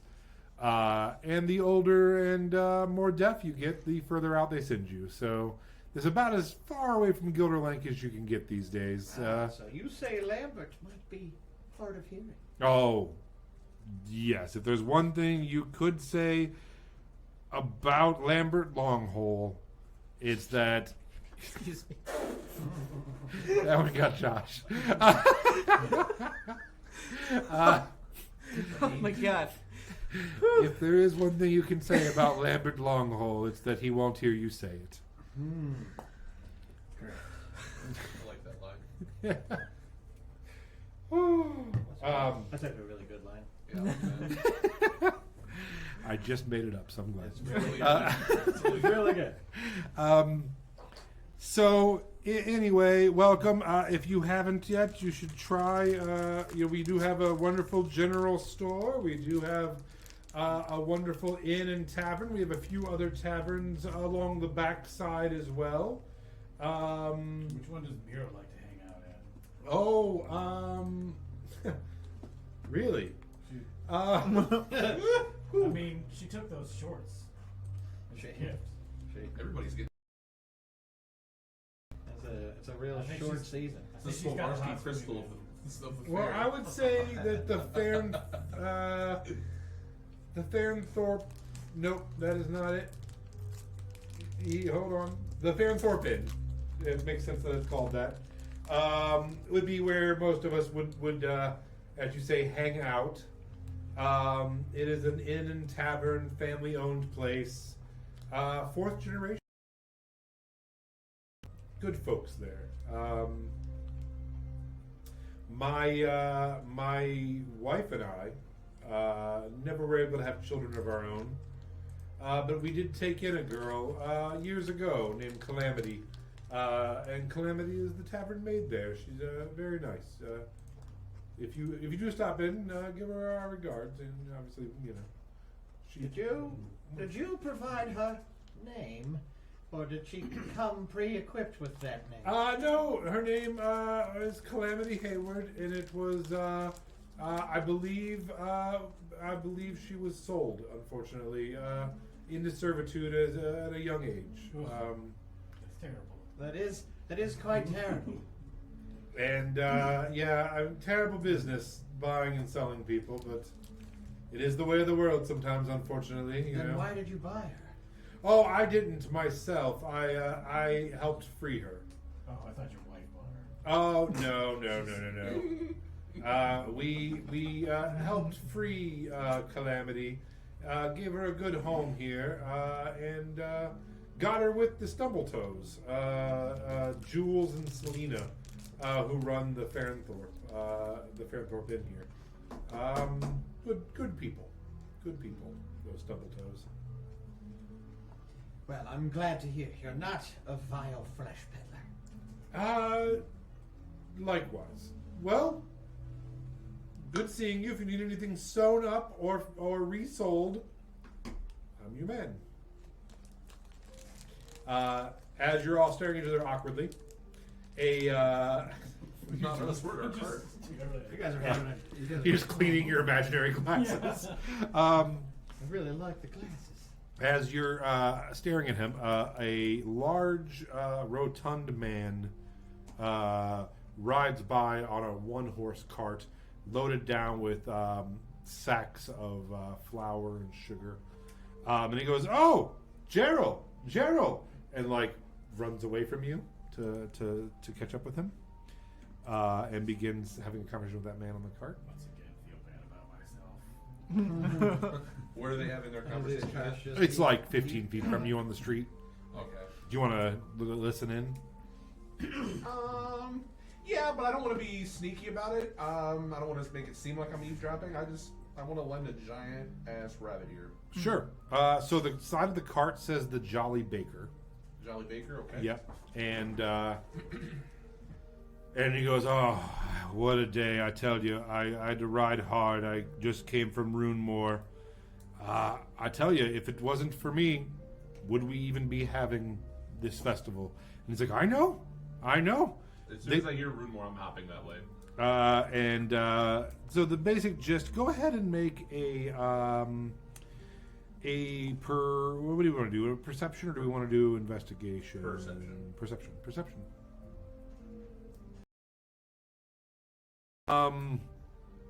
So the basic gist that you get is that Gerald Bracegirdle is the name of the Jolly Baker.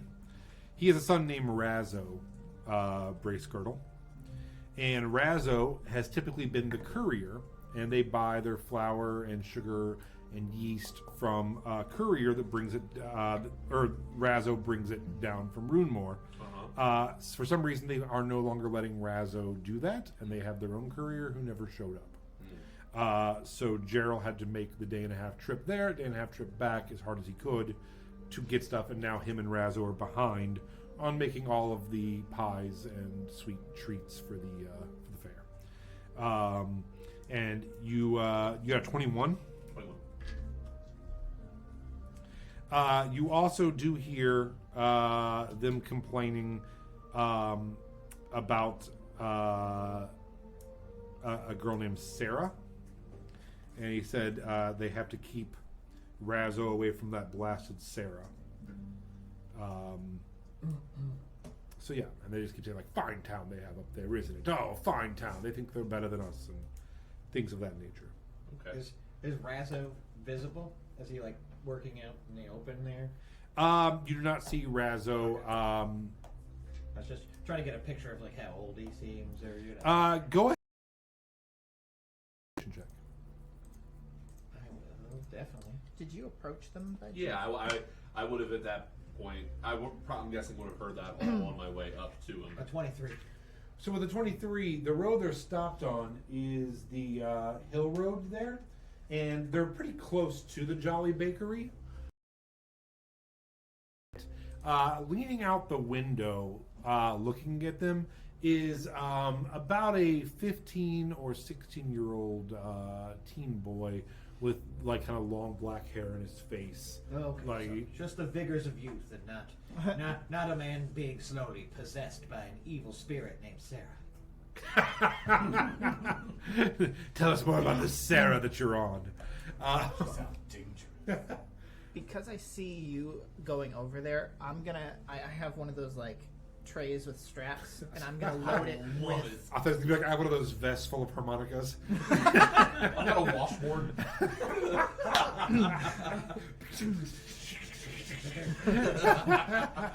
What's that guy from the 90s? Spoon Man? No. the harmonica guy. From Blues Traveler? Blues Traveler. Yeah. Do I have his name? I don't have his name. The Blues Traveler is. He did the Roseanne theme. That's him. Oh, is that Really? That is him. Yeah. Didn't know that. Now I feel like I made it up, but I feel like he at least did it in the later seasons. But I feel like he definitely did the Roseanne theme. I hope I didn't make I that would have back thought up. that was Roseanne in there. This is Yeah, that's Tom Arnold we doing just it. we just said it on the internet, and it's true. It is now true canon. Canon. So I'm sorry, you head over there with a vest with like a cigarette box that you're going to be selling It's things. kind of like just a serving tray Yeah. with straps that go over the shoulders and wrap around, and I'm going to load it up with like cabbage and carrots and some turnips, and I'm going to wander over and just. Oh, I see you found some friends and potential customers, huh? Yeah, this is. I came up and I heard him talking, and I thought I was going to come over and introduce myself. And it was a good idea to bring those vegetables. I wouldn't have even thought to offer some of those. And he kind of like, he's a large man, and he hops down off there and crosses his hands over his stomach. He's like, oh, hello, little rabbit folks. It's so good to see you. Welcome to our town. Hi, It's kind of like Zero stooped down. tomatoes. Oh, hello, I'm Gerald Bracegirdle, but you can call me the Jolly Baker. Well, you can call us the Happy Harangons. Oh, aren't we just a chuckle bunch? I'm gonna rip one of the shells off of our cart. Bam! Why don't we have a cool And like put like some of our wares, the green stuff on it, and take it over there too. I rush over behind him. I'm like, no, Grohl, take the pink one. Take the pink Or the one. pink stuff. Oh, and look who's coming here. Is this goblin a friend of yours? Well, Just met today, but Yeah. they seem a friendly bunch. Oh, what do you have on your tray You there, wanna buy little some of this goblin? Pink stuff. Oh, that's wonderful. That's wonderful. I do love all your wares, but I'll tell you what. It's Uh, painted pastries. I am behind on my baking because of some unfortunate business. I'm sorry to hear that. But let me get my cart put away, and then maybe we'll talk about that in a little bit. I would love to sample your wares. that sounds great. Yeah, Okay, sounds great. good. Maybe we could do a partnership sometime. My Meemaw used to plant quite a bit of rhubarb. I see you're a baker, so could do some rhubarb pipes I sometime. not. also Completely had a not. Meemaw who also had quite the green thumb. And as he's talking, he kind of gets between you and the cart and like shuffles some bags. Everyone make a perception check. First roll the campaign for some of you. Also, found out I did my passive perception wrong. Oh. 15, not 13. Okay, Just good to know. if you need it. 20. Nat 20. Finally, 9. after my one other roll. 4. 19. 19. I I'm got going to 21 send total. you a message. Okay. Do you want it on Discord or on the Facebook? Facebook is fine. All right. I'm gonna go back to our cart and get the samples that this guy was talking about, and set them up on my makeshift shelf real fast. Do you have any gray Yeah, well, stuff? I maybe. hear it's delicious. Oh, well, I love the Yeah. gray stuff this year. Oh, I like that joke. Thank you. Come on, come on. It's a Beauty and the Beast joke. You don't believe him? Ask the dishes. I have no idea what you're. I've never seen it. Oh. What? I've not only seen the movie a million times, I've seen it on Broadway. Try that gray stuff. Oh. It's delicious. Don't believe us. Ask the dishes. You have to put it to tune. Yeah. Okay. Okay, fine. Yeah, I've seen it like 7 times. I just hate when I don't remember a thing from a movie that I've seen. You can ask my wife. It frustrates me to no end. I should know this.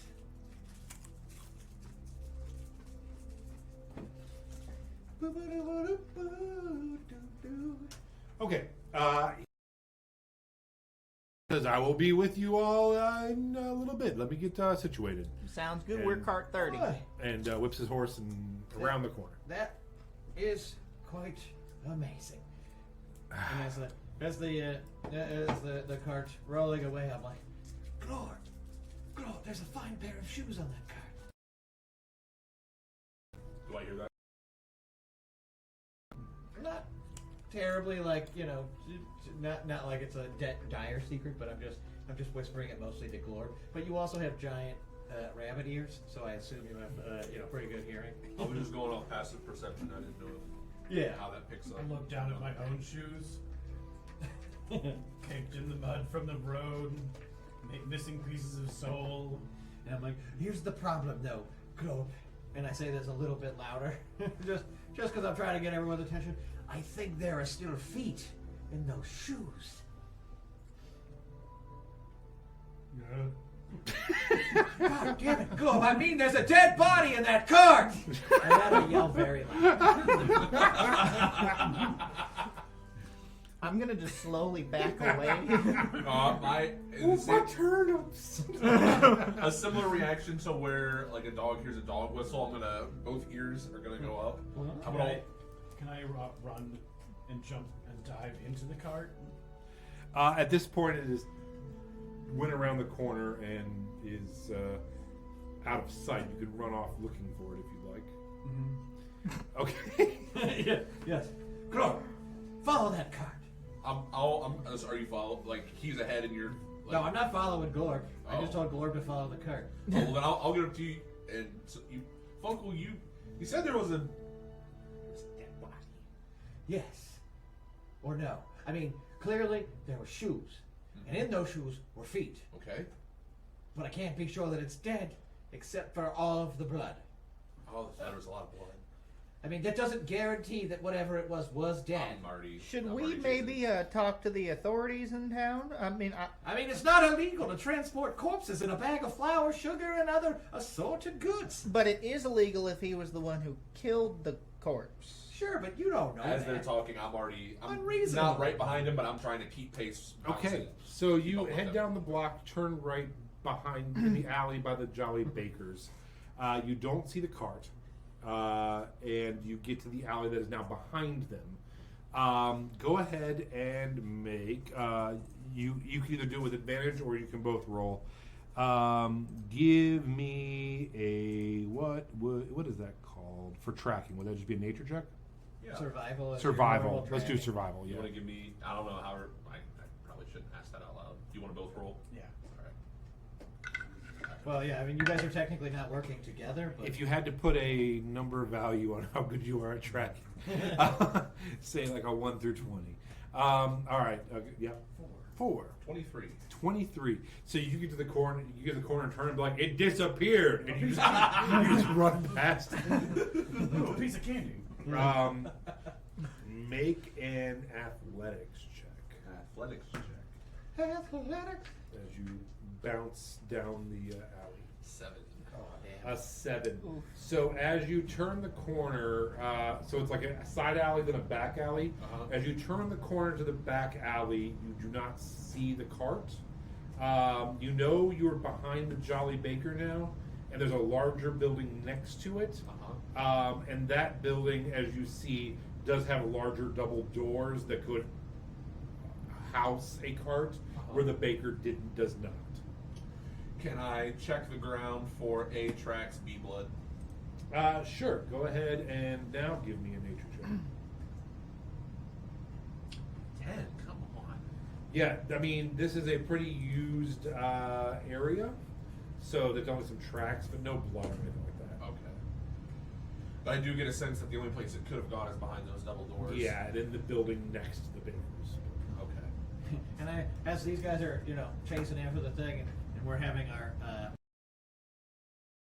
about the necessity of involving the law for transporting corpses of unknown origin. I'm like, don't worry, French. I didn't catch your name, but cracker in the world, the globe. I don't know. I don't mean to toot my own horn here, but I've been quite the hunter over the past few years. For a vegetarian, you'd never expect it. But how many dead bodies have you hunted? Globe is famous for hunting dead bodies.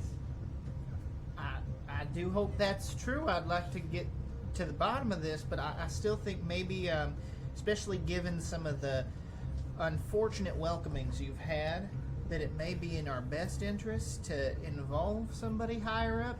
That way they don't try to pin it on you. I absolutely do agree. And I'm gonna start heading back to the cart and putting my tray down. Mm-hmm. Gesture if he wants to walk with me. As you turn around, I'm gone.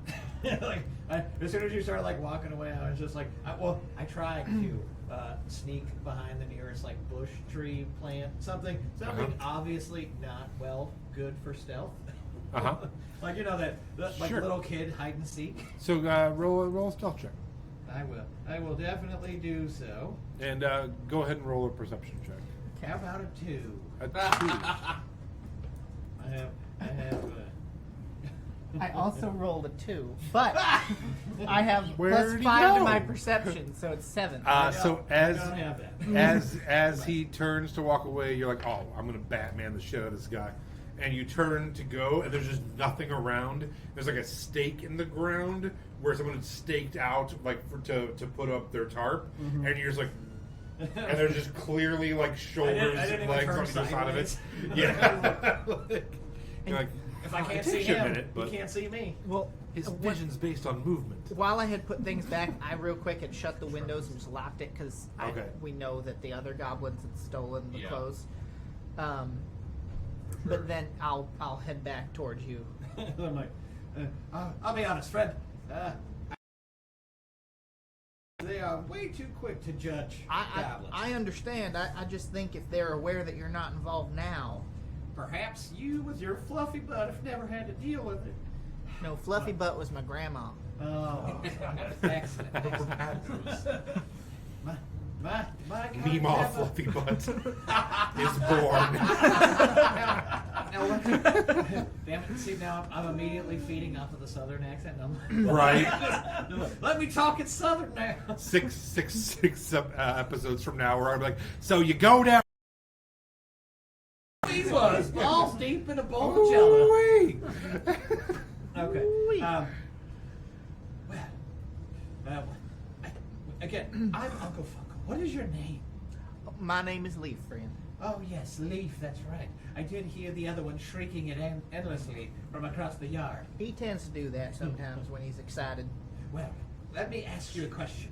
Did the merchant man, did he seem like he was a man in good standing in this town? He owns a building. He's considered, what was it, jovial? Rotund?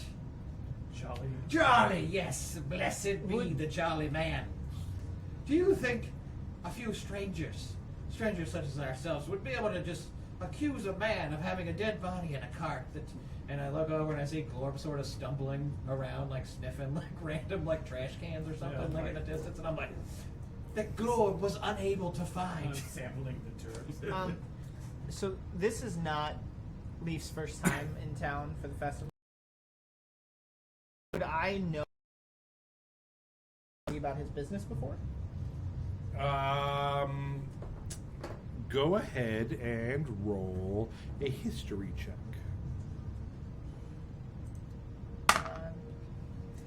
I do not. Roll myself another 2. So no, everyone likes him. In fact, he's very jovial, and he's the jolly baker, man. Everyone thinks he's a great guy. What if instead of immediately throwing out some accusations, we just ask around, maybe see if what people think Well, of him? what clues did you gather from where he was coming from? You and your brother, cousin, Cousin. husband? Husband. Said the uncle. Son. I mean, the accent does let you kind of clues you in a little bit, I think. Where he said this cart was delayed coming from another town, but I caught the ass end of that conversation, or perhaps the log end of the. I don't know exactly what the phrase is. I came from Runemore, I believe. Runemore, where the bearded man named Runemore comes from. Jim Runemore. Ronnie Runemore. Have I been to Runemore before? Yeah, you're aware of it. It is, so Runemore is, like I said, from here is about a day and a half ride northeast. So from you is probably about a 5, 6, 7 day ride straight east. Runemore is a smaller hamlet than this even. It's pretty closed off. They're right in the very top corner of the Boon Plates. Cliffs and by a little lake. They are a walled community. They are about 70% gnome. 10% halfling, 10% animal kin, 10% other. So a kind of a gnome gated community is the best way to describe Runemore. Was did anyone of that cart a gnome? Huh? Because weren't they coming from Runemore? Oh, the Jolly Baker. Yeah, no, he is a large halfling, Okay. but almost human sized. How tall is the building with the doors and such? How tall is it? Oh, the building that you think went in there? Assuming I'm still back in that alleyway. So that from looking at when you were in the front of it, that is Jansen's Jams. Jansen's Jam. Is that where the cart is going? That's where you think it probably went inside. Okay. Yeah. Is there like a second floor to? Yeah. So Jansen's Jams is. It looks like a little bit of a larger storefront with almost like maybe a factory and warehouse kind of behind it. Okay. You get the idea that maybe they're making their own jams there or something. Sure. So it is about the tallest buildings in town are 3 stories. Okay. And that would be the courthouse, the inn, and Jansen's Jams. Okay. So yeah, it's a red wooden painted building. Kind of looks almost like an old red barn. Okay. It has the big barn doors in the back there. Okay. So yeah. How tall would you say it was? It's about 35 feet, 35 feet to the top. Perfect.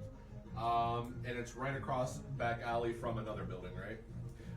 Yeah, in the back alley across from it is just some kind of run-down homes. You know, like one room kind of little shack down back here. 2 more questions and I'm done. I apologize. Oh, you're fine. How tall are those homes and how big is the alleyway? The homes are about 10 feet tall. The alleyway itself is about 10 feet across. I'd like to tie my ears back behind my head Mm-hmm. and cast jump on myself. And I'd like to jump onto the house and then jump across the alleyway onto the building. So tie your ears back like Rambo. you're just like Rambo. Like, I got this. Yeah. I'm gonna do my best to follow him, but I have nothing to tie back, and then I'm also like feeling bad about that. But you have those glasses, you know. Jump That's allows right. me to triple my jump height. Okay. And with Lucky Hop, while normally, you tell me, normally that's something that I would use in battle, but it allows me to jump 10 feet. Oh, you Sure. can use it Yeah, you can anytime. use It's just a whenever. bonus action. Cool. And so with that, I should be able to do 2 jumps. So for a minute, I should be able to jump 30 feet, basically. Sure. So I'd like to house, and then from house across onto the building. Sure. The house one I'll give you no problem. The up front of the building, make an athletics check. It's going to be a DC 13 to hit the side of the building and get up on there. I'm going to nap one yet. Oh boy. I was like, should I get advantage for using 2 cool jumpy skills and jumpy spells? Yeah, can I help him? You can jump 30 feet. Yeah. So you're 10 up. That's 25, and then 10 over. I'm not using like Euclidean, but so 10 up. So you get 25, 10 over. So that's 20. Yeah, it's still a long way. So, I'll take the nap one and eat shit. I'm fine with it. Yeah. So as you jump, go ahead and roll me a D100, please. Can I catch him? Yeah, you can definitely help. 23. 23. The first Blue game. random. Yeah, table. but I also have lost it. There it is. I found it. No, I lost it. Oh, are you getting out of this because I don't know where it is? Maybe. Nope, here it is. 23. As you go to jump,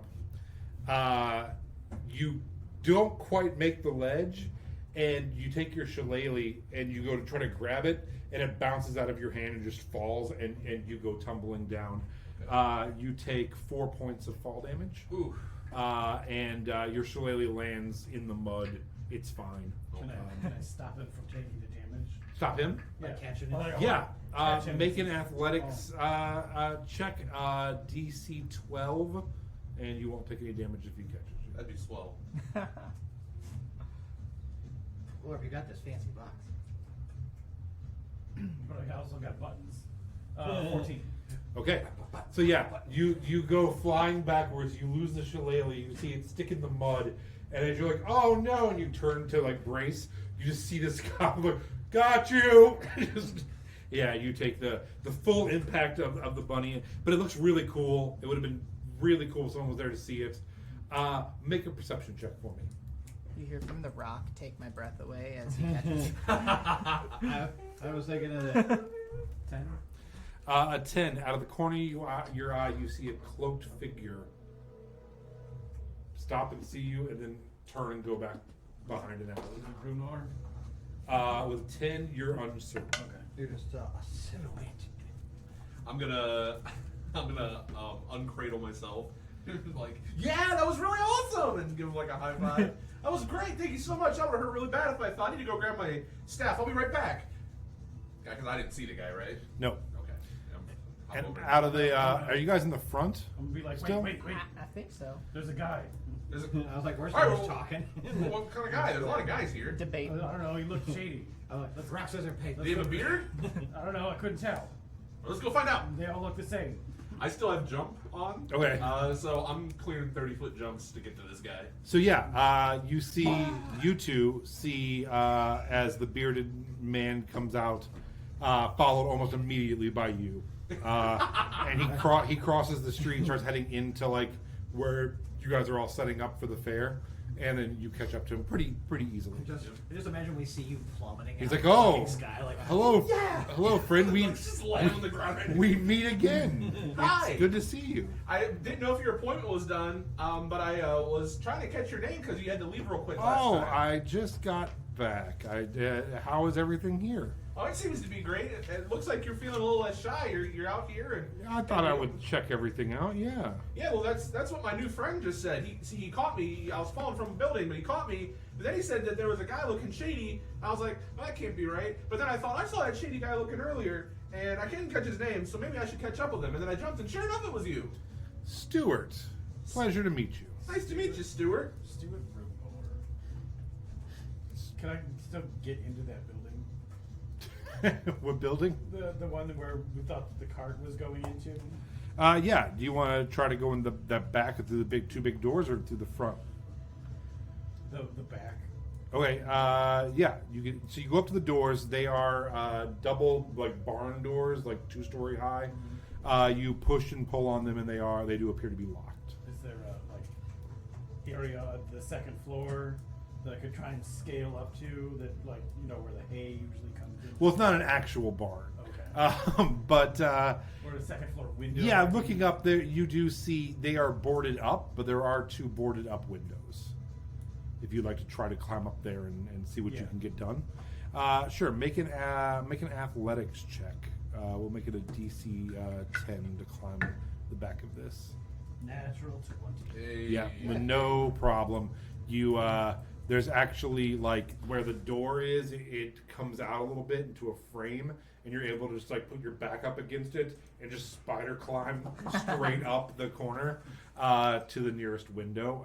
It is boarded up, but the boards do look kind of old and they're not super meant to keep people out. They're just boarded up the window holes. Okay. Do you want to try to break in? Yeah, totally wiggling in. Okay, go ahead and you can either do a strength check on the window, or you can just make an attack roll on it, whichever you like to do. Like, hey, Twig's like, there's a guy. We should go get him. And I chase off after him, and you're like, all right, back to it. Put that out of the way. There's a guy. 12 to hit. Yeah, that definitely hits the window. Go ahead and make your. Actually, according to this, it doesn't, but we're going to say it does. This is a Woods object armor class is 15. But yeah, sure, it's a piece of shit old wood. So 7 damage. yeah, so you manage to crack it and break into it and slip inside. You are on the second floor. of what appears to be a warehouse with a bunch of crates and bins, barrels. I get 60 feet of dark vision if it counts. Okay, yeah, sure, absolutely. And the light is coming through. So yeah, you are now on the second floor. And are you poking around a little bit? Oh yeah. So yeah, bottles and jars of jams. Tons of different fruits, tons of varieties. Sure. Just pilfering as many. Yeah. Like as I'm sneaking, it's just like one of these. Sure. One of these. Yeah, you are able. There is no security up here. There's no one up there. You are able to grab as many jars of jams and preserves as you can carry. I'm mostly looking for where that guy went and these fabulous shoes. Sure. So yeah, we'll say you were able to get 12 jars of different jams, jellies, and preserves. Okay. On your way through, just clinking. This is gonna sound like a teenager's backpack. Yeah, and you find an old wooden staircase, and you're heading down. Yeah. So yeah, you manage to come down. Are you sneaking or are you just I'm plowing definitely through? sneaking. Yes. Okay, go ahead and make. I mean, I'll go so far as to only have 6 jars of jam to be quiet. Just put them in a bag and toss them all out the window and grab them later. I wrap them in the clothes because all goblins have clothes in a sack in a bin. We will. So yeah, you head downstairs, and as you're heading down, go ahead and make a stealth check for me. Roll for bird. 23. Oh yeah, no problem. Real You- dice are way better. You sneak down the stairs, where you see there's actually a door in between the jam place and the bakers, and they seem to share the same back room area. And you watch as the Jolly Baker and his son are moving the sacks of flour and just like laughing and talking. They don't appear to see you. Okay. But there's like no clear like a sack of dude. You don't And see thieves. anything from where you can see the cart and you can see the stuff, and they're taking it off, and you don't see anything right away. Can't find the dude sack. Take the cream of something. We're at 7:30. Yeah, I got you. People keep saying that the sound does do some cutting in. Yeah, well- maybe we do the break and just trace the cables real quick, make sure. none of Yeah, us are we'll get there. Hitting or kicking something. Yeah, we'll get there. I'm just gonna sit around and drink a jar of jam and wait to see what happens with maybe a guy falling out of a sack or like a collection of feet or them talking about fabulous shoes. Okay. All right. So yeah, you watch as they empty the rest of the cart. There's just heavy breathing in the chat. And like a slurping out of a jar. Nothing happens. The cart does get emptied, and you do not see any signs of shoes.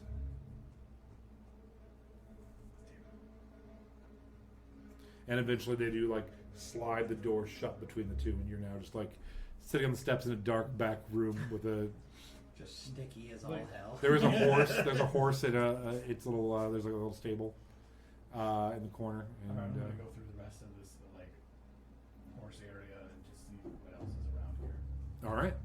If they shut it off, then I can like more freely move around without getting caught.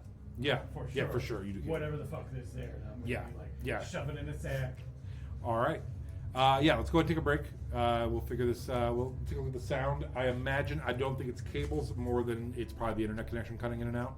Possible. But we will restart everything, restart the computer, and restart everything and see if that does it. But yeah, I don't think it's a connection issue. I think it's a speed issue probably. So, all right, cool. We will be back in about 15, 20 minutes, and we will see you then. Congratulations, and thanks for doing this. And enjoy some after. Salute. Cheers to Aona I had my and the whole gang. I had a bunch of wine glasses, but when our contractor was running water lines, he just knocked them all over and broke them all. Just everything on my bar. He was like, "Oh yeah, let me pull this down," and just destroyed like bottles of whiskey, bottles of wine, all my wine glasses. And it's like, "Oh man, I'm sorry." I'm like, I'd be like, you get a discount for that. Like, I was going to say, we're $25. 25. I didn't even charge you to do that. so You break my whiskey. You break my whiskey cabinet. you coming to my house? Bring my whiskey. I'm gonna definitely be suing you for the value of the whiskey. Some of those bottles are like $200. Oh, not yeah. mine. That doesn't matter. Nobody knows how much bottles cost. You just swap the labels when it comes time to court. God, don't you know anything about crime? And that's your free fraud lesson today, folks. So welcome back. Fraud brought to you by Uncle Funkle. We Fraud hour. we changed some latency. Hopefully it's a little better. I don't know. We'll find out. Crime and alliteration.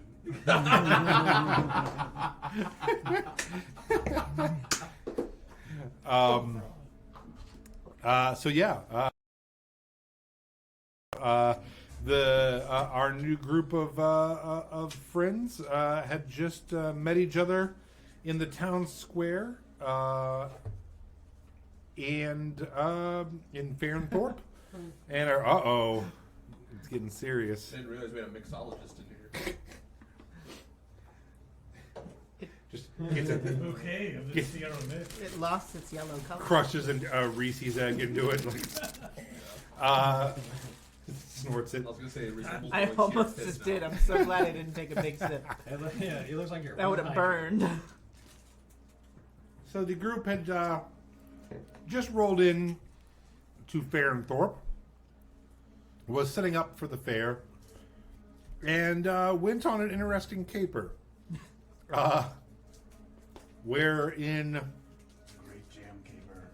our goblin friend Glorb has broken in to Jensen's Jams, stolen several bottles of jams, and watched a baker and his son unload a cart. He is now alone in their back room. What I've seen is a murder conspiracy. Sure. And you are now kind of just milling about the place, going through some stuff. So is the cart in this room? Yes. Okay. Yeah, you're in like basically a loading dock Then- area. Then definitely look in the cart for shoes, traces of shoes, laces, soles, Eyelets. footprints, The blood.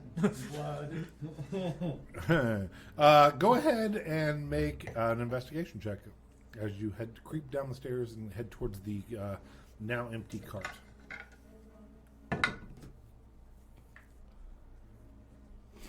the Tomb Raider music.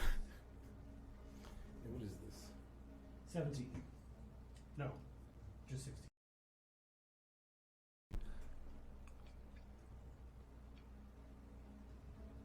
The cart is empty. You find traces of flour and sugar residue, and some dirt and mud. And that's about it. Picture him just like licking it up, but then he gets to the sugar, he's like, and he goes back to the mud.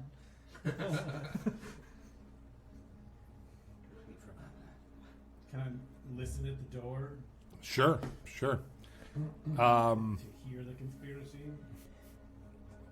So, as you go to listen to the door, you do hear muffled voices of the jolly baker and his son, and he's saying, "Because she's no good for you, son. I need a last name. Someone give me a last name. Throw a last name out. Sandwich.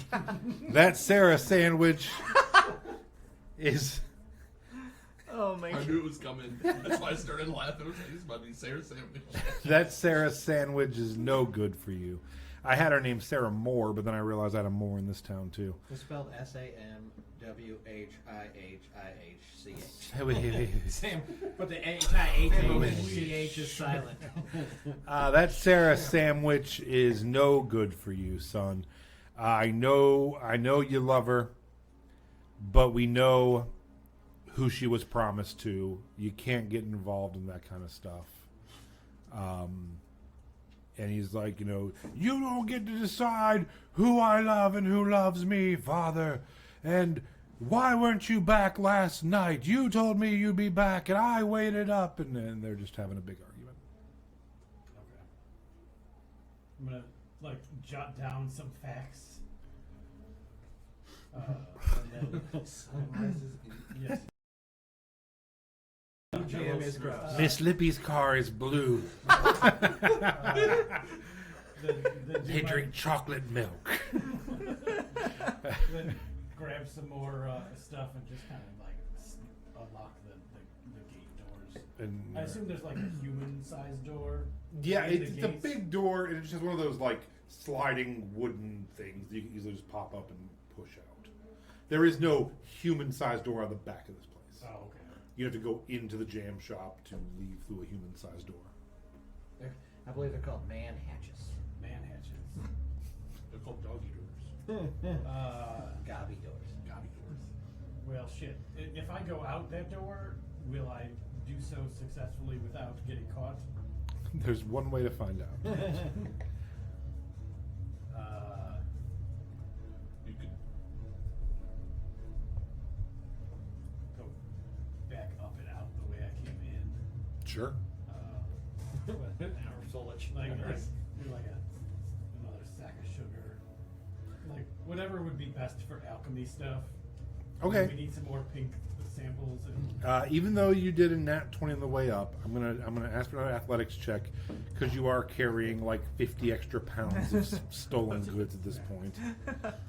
What do you think will be quieter? Slowly opening the big doors? 7?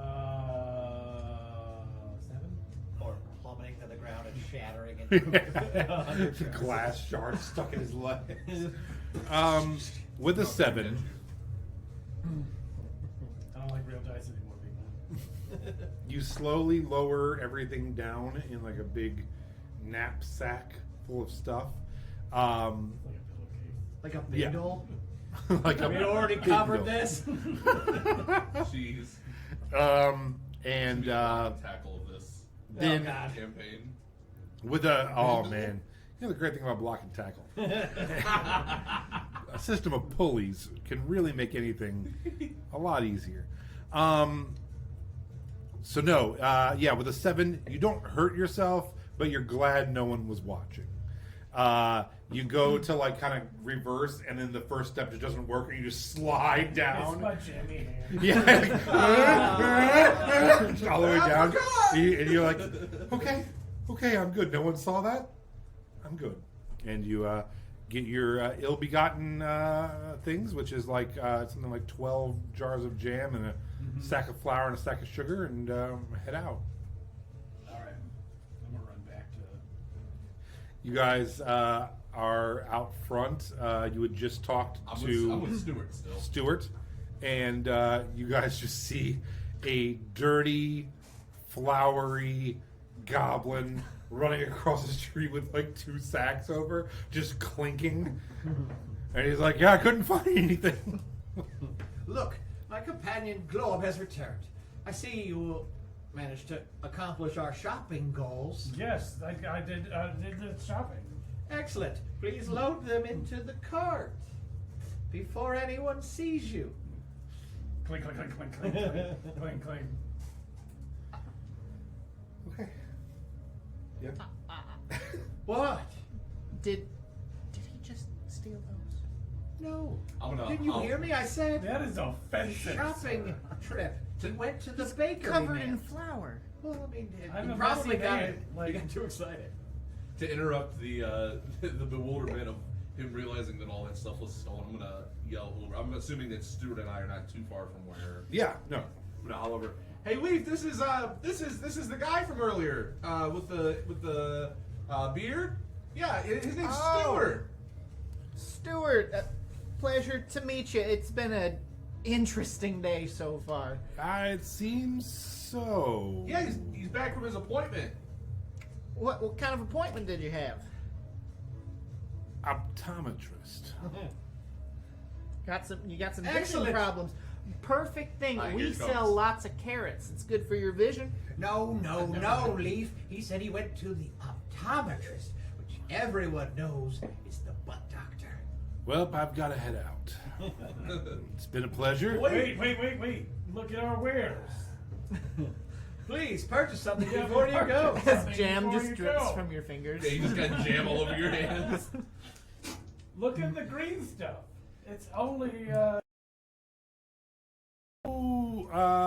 No, just rabbit stay folk have you've been here before. You said you've been Quite here a few before. times. Have you been here before? Yeah. Quite a few times, yeah. Could I buy you a drink? You could buy them some green stuff.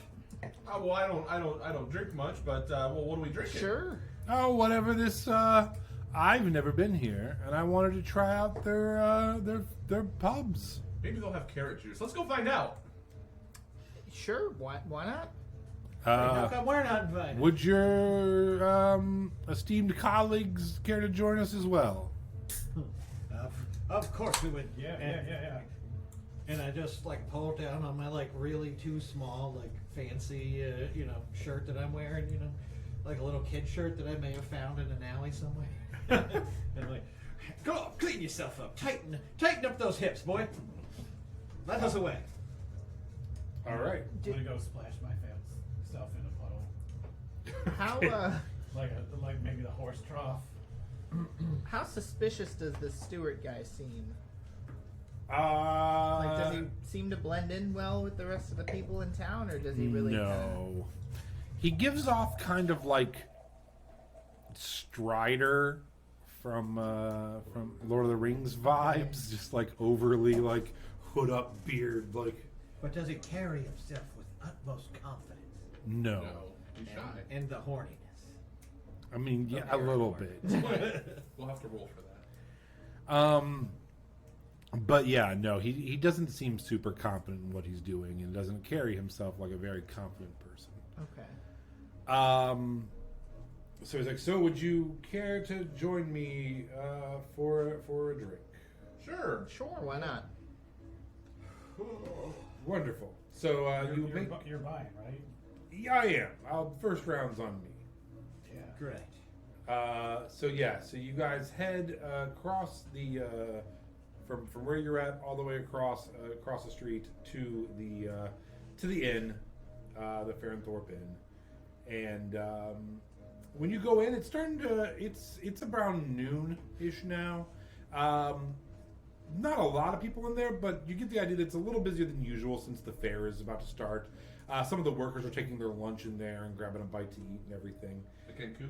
Yeah, workers. I'll say reintroduce myself. Yeah, they all say hello to you as they see you. They're like, Perfect. "Oh, hello!" Yes. You are like super friends with the Kimku. I love it. Is Calamity there? You look around and you do see a younger girl with blonde hair that you assume could be Calamity. Behind the bar is a man with a large beard, big laugh, and he's pouring drinks and chatting people up. And he's like, "So, do you guys want to sit at the bar? Do you want to? Should we get a table? And I can get us around a picture of something." Sure. This is Edward or Stuart. Stuart. What is the accepted behavior in a bar such as this? Have you never been in an inn? I've been to many inns, fine quality establishments all over the world. I just like to know regional customs. Yeah, regional customs. I would say grab a table and I'll grab a picture and we'll have Excellent. Yeah, me and Glorp just start dragging a table across the thing. Like, okay, we've got the table. I'm gonna not like near them intervene. What's that? Oh, you go first. I was gonna say I'm not near them. As soon as I hear the bartender have a nice hearty laugh, I'm making my way over there. Hi. How are you? Oh, hello! I'm Sarah. I'm I'm Sarah Badnose. Jewel Stumbletoe. Pleasure to meet you. Nice to meet you. We're here with Stuart. Well, okay. Good. It looks like they're grabbing a table. I'm gonna walk over to them physically grabbing a Yeah, table. when they're dragging the table, I'm just gonna stop. You them guys and, can just have that table there if you want. You don't need to take it anywhere. Perfect. I think that was Excellent. a figure of speech, you guys. I don't think they meant actually grab it. I think they just meant find a table to sit at. Okay. And then I just sit down right, like not in a chair, just sit right beside the table. I'm nailing it. I'm gonna sit on the table. Glorb, we're nailing this. Yeah. Regional customs are awesome. I'll walk up to the table. That's a fun chair. Have a seat up here. No, that's okay. No, we grabbed this table specifically for sitting. Oh, well, that's okay then. No. Yeah, I'm just gonna pull up a chair. Come on, man, you're screwing it up. Wait, this is the we local can custom. use the chairs? There's no fees? No, none at all. Incredible. Public use. Feel free. Let's grab some chairs. Okay. I just imagine it's like Men in Black. Yeah. After Well, we're very small, after so a we moment, have to Stuart comes back with a pitcher of like a pale ale-looking drink and some tin cups with handles on them. He sets them down and starts pouring. It's cold and it's crisp. And it's nice. Does everyone drink? Is it a sparkling apple juice? It is not quite as nice as a sparkling apple juice, but it is nice. I'll have a drink. I will put my paw underneath the cup when he goes to fill me up and say, "I'll just go get water." Oh, I can get you. I'll take his. Ooh. Okay. Excellent. I met the bartender. He's really nice. He'll give me some water. Don't worry about it. I'm gonna bounce off to the bar. to get I'll water. take a glass of 723 Bordeaux from the northern Vinlands. And I just sort of ramble off. Like And a who are you telling this to? To the guy. To Stuart? Yes, Stuart. He's like, oh, I'm sure you will, and I think that'll be wonderful. Excellent. Do I get any nice hints of anything as I smell it? Of the ale, watery, but crisp. Apple, some apple, but mostly it's just not. It's not like overly hoppy or overly thick or anything. It's very crisp, light. It's more of like a cider. It has hints of a cider, but it would. I think like an apple ale would be the best way to describe it. Like a crisp apple. Yeah, it feels like if they would have mixed a pale ale and an apple cider together almost. It is nice. Yeah. Cool. There is a sign. I'd like to get fucked up. This is With what the I most explained serious deadpan face. to- I want to get to, fucked. like, It's his. I'm gonna take Sarah's drink and Yeah, he can have my portion, and I'll come back with a little tin cup of water. whatever the worst and most alcoholic stuff is. Right. Not good. I was going to say that I also find this drink sort of repugnant because it's far too fresh and not filled with meat chunks. Do you want me to take it off your hands? I mean, I have to. I was like, I wouldn't. And then he just grabs it. So a couple minutes go by. Light small talk. Stuart asks you about your businesses. Asks you what you think of the fair. How you find fair. Just kind of general chat. And after a little while, he says, "So, you guys have been here before. Have you met? I saw you talking to the Jolly Baker. Are you friends of his? Are you friends of his sons?" I don't know him personally. He seems like friendly folk. So from what we can ascertain so far. I think he said he was jolly, and I don't take him to be a liar. And I don't think he's trying to inappropriately touch ghosts. I'm just gonna nod. We do hear they make dealings in Rootmore, though. I heard Interesting. His son is banging Sarah. Who is not a ghost. This one? Huh? And she's Oh. bad, and she's bad news. This one. No, That's no. Saro. Sarah Bad Nose. That's Saro. Oh. Sarah. And he like opens his book and like takes a little note. Okay. Of the sandwich clan. The sandwiches from Runmore. I'm not familiar. Wait, I thought your name was Runmore. Are you not from No, Runmore? he's Stewart. Remember No, you introduced I'm Stuart. But they thought it was Stuart Runmore. Oh no, no, it is not. Why did everybody call you Runmore? Who was calling me Runmore? Literally everyone we talked to about you. It's true. It is true. Are you from Runmore? I think No. that's why they were calling you that. No, I've never even been there. Can I tell if he's telling the truth? You can roll an insight check. That's going to be a unnatural 20. Yeah, Stuart is definitely from Runmore. His last name could be Runmore. And he's like, "Wow, that's." I don't know a Sarah from Runmore, unfortunately, but that sure is interesting. Do you know? But you know the Jolly Baker. I no, this is my first time in town. Oh, yeah. So I saw you talking to him, and I just was interested. It's like a super love triangle. Sarah is promised to somebody else and everybody knows about it, but is in love with the Jolly Baker's son. The Jolly Baker keeps trying to keep her away. Why did you ask about the son of the Jolly Baker if you're not particularly interested in his proclivities as it pertains to the opposite sex? I was just I was under the impression Or the same that sex. I don't want to you be. were all friends with it. I saw you talking. I thought you were friends. You know, Like we're friends. clearly, yes. Yeah, and that's why you would tell us. Cle- if you and were you're really all from clearly Runmore. very educated folks. So I would Yeah. I would like to come clean with you. I am a real estate investor, and go ahead. And I come from Gilderlank, and Business card again?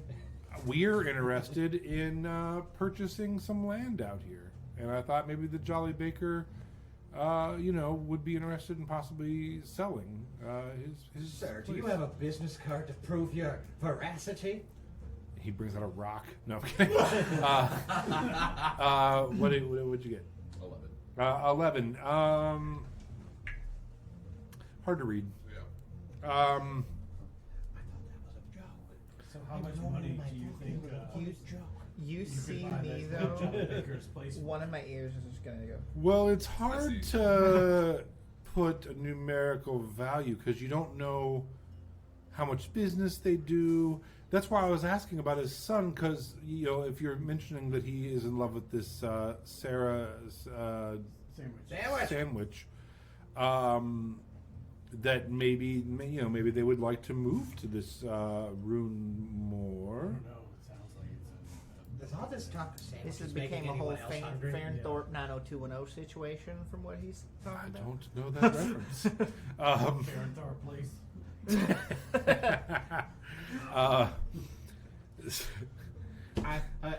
Uncle Fogo's gonna lean forward and he's gonna like sniff real deep. He's like, I smell an opportunity. I say, agree. let's cut straight to the brass balls of this situation, and you tell us what you need from us.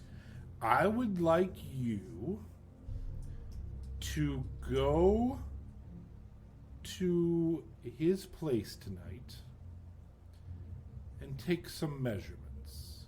I need to know the specifics of room sizes, what equipment he has in there. I would also like to know if you could find any logs, maybe how much money he's making per month, things like that. So that way we can just put together a nice estimate, to see what we could possibly, how much he's worth and what a fair market value for the Jolly Bakery would be. What if we could arrange for that to be much, much lower? Like maybe if the place was worthless and not a running business. Well, Like if there was some I sort don't, of I don't both know how I around, so feel like, wait a about minute, what? that. like some sort of accident. he leans back and he's like, well, I wouldn't want anything bad to be You learned that from you? I mean, Glob is a highly motivated individual. Where are you from, Glorb? Rumor. You wouldn't know me because you're not from Rumor. That is true. And you've never met a Sarah Sandwich like we have. In So Rumor. you know Sarah Sandwich. Of course we know. She smiles. Not everybody from Rumor knows each other.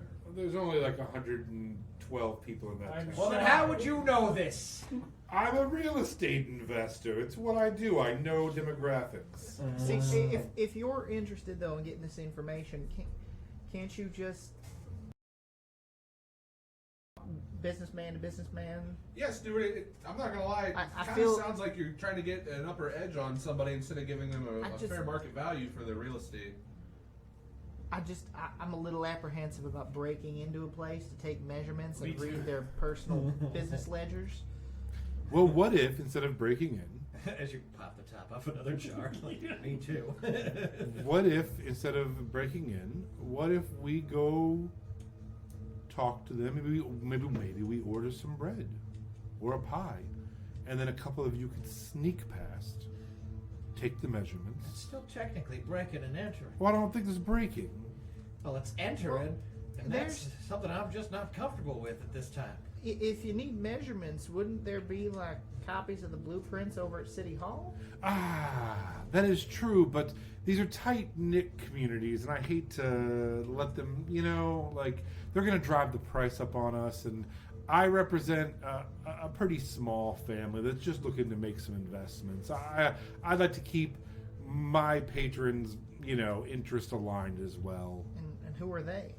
Oh, they're a wealthy family from Gilderlank who are just looking. They're very interested in the outer communities here, and possibly just reinvesting in these communities. Interesting. I'm going to take my last swig of water and excuse myself back to the bar. I want to speak to the bartender. Sure. So you head up to the bar. Hey, Mr. Stumbletoe, I was going to ask you for another water, but I also wanted to ask, have you ever seen that guy over there before? His name's Stuart. That's the guy that we're here with. I was actually going to ask you if he was with you. I've been hearing some rumblings all day today. What have you been hearing? I've been hearing that those looks around, he's like pieces of shit up in Runemore have sent spies down here to mess with our fair.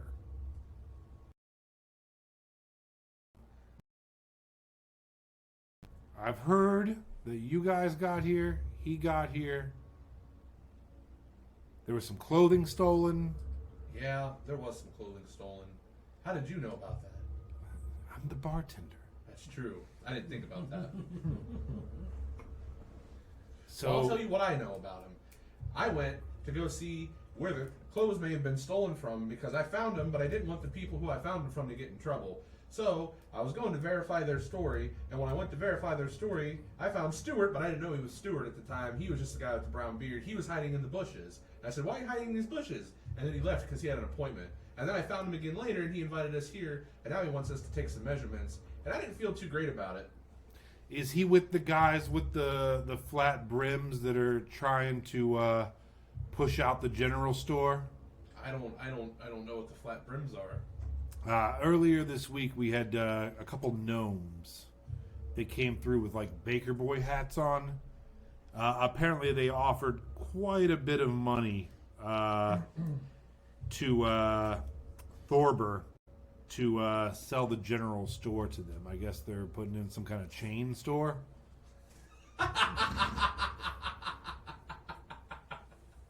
I'm sorry. So I don't know if that's the same fellas. Well, let me ask you something. If I wanted to go about getting the dimensions of someplace, I wouldn't break in and enter and try to get it myself. I would just ask, wouldn't I? Yeah, no, I think that they would probably, I think Thorber is thinking of selling. So, I mean, if they're trying to buy up more stuff, I mean, I don't know. They could make this whole place just a mini mall or something, I guess. It's going to be sad, but no one's offered me money yet, I'll tell you that. Well, it seems like you've got a good business going here anyways. Yeah, but I mean, who wouldn't want to retire, Why would you retire? You just said you're a barkeeper. What would you do if you retired? Oh my gosh, what would I do if I retired? I'll ask you another time. Clearly, you need more time to think about it. Bye. I have to use that in real life. I'll see you another time. Bye. Just left. That's you know what I just hit you with? I just hit you with that +4 wisdom. On level 1, +4 wisdom. I've always wanted to see the Howling Vale. Okay, well. Alrighty, well, let's come back to the table. And just sit down. Alright, what I miss? Well, I believe Stuart was still just. I'd going like over to his go plans. skiing at the Mid-Sisson Vale someday with my family. Sisson? Sisson Vale, Mid-Sisson Vale. Ski resort and casino. I'd like to yell out a moderately Wouldn't well-known mind fact seeing that about the myself Sisson one day. Vale. just like general knowledge, like, yeah, the average temperature in this month is 17 degrees centigrade. I'll write that down too. I really feel like we should unify all the units of measurement in across Aona. There's too many. I'm not even sure what that is. Draconic Imperial is the best, and everyone knows it. Yeah, it's kind of new, 16 and I just scales to a foot or whatever. I'm not arguing that because I think it makes sense, but it's such a new thing. I just don't know if we can convert some of the people who have been here longer. That's all I'm saying. They'll all die out soon enough. That's a very just nihilistic viewpoint. If we just start teaching it measurements in the schools, everyone will learn the new stuff.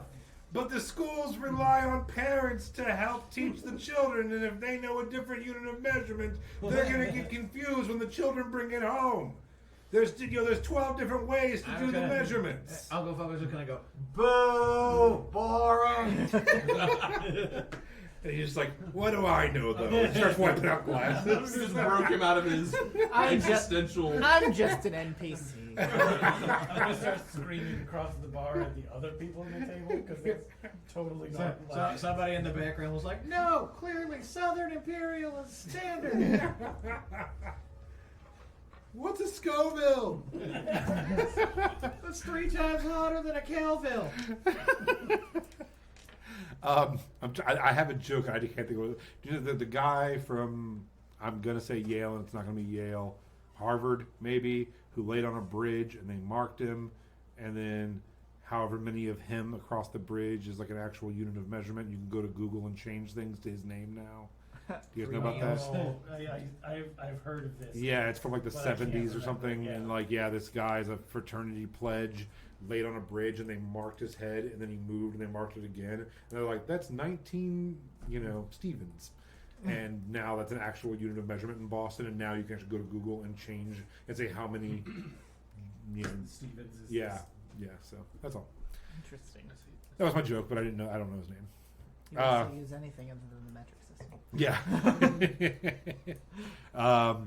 Yeah. So after you shout about exchanges in measuring for a while with the bartender who really wants to go skiing at a resort. And casino. By the way, the unit of measurement is called the smoot. The smoot. Yeah. How many smoots is it? Yeah. And it's actually MIT fraternity pledge, which then became an official part of Harvard's measurement system. So I was right about the Harvard thing, but he was MIT. Ollie Smoot. I only knew it because it was in Boston. But I want you to know that from now on, Uncle Funkle will be describing things in lengths How of many smoot lengths. absolute smoots. Yeah. What's the half smoot of that? When does it begin to break down? So, after a conversation on smoot conversion and property values and things, you've been in the bar for a couple hours enjoying drinks when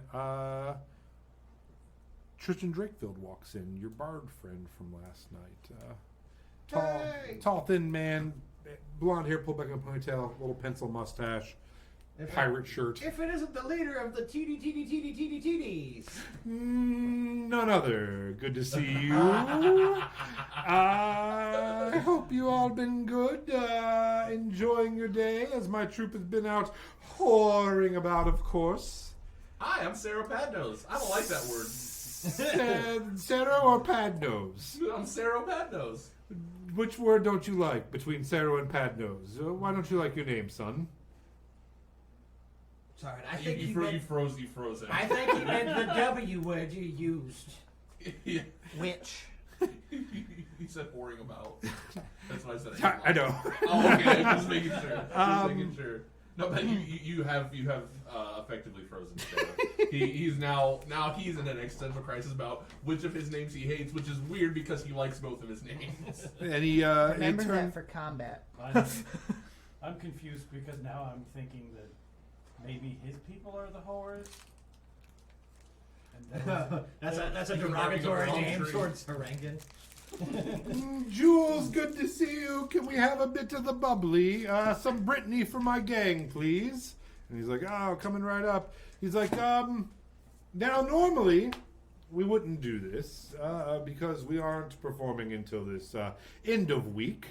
However, we have a new member of our group who would like to perform in a little bit, and I hope you will stay because she's quite charming. I've never heard her perform before. She's a little shy, but I think you will all enjoy it. What's so shy today? What's her name? Her name is Pharrella, and she is a lovely lass that we came across a few weeks ago and has joined our troupe. And she's a fine actress, but apparently she plays a certain type of music that she would like to perform this evening. what's the type of music? It's called Gloom. I don't have much to sell it with, unfortunately. I don't know much about it. She calls herself a gloom bard, and it's gloom music. It's apparently all the rage with the youths today. Will there be much swaying and or bobbing? There could be some bobbing, some swaying, some gallivanting, some Thrashing? shoegazing, maybe some thrashing. Oh, I am the best thrasher. he is quite partial to thrashing. No, I bet you are.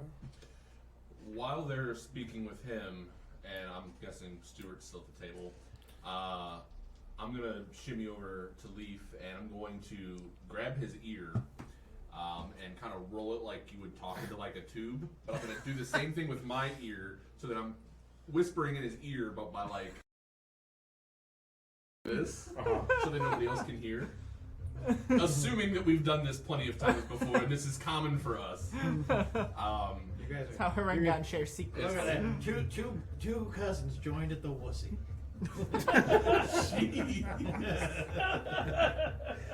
Go on.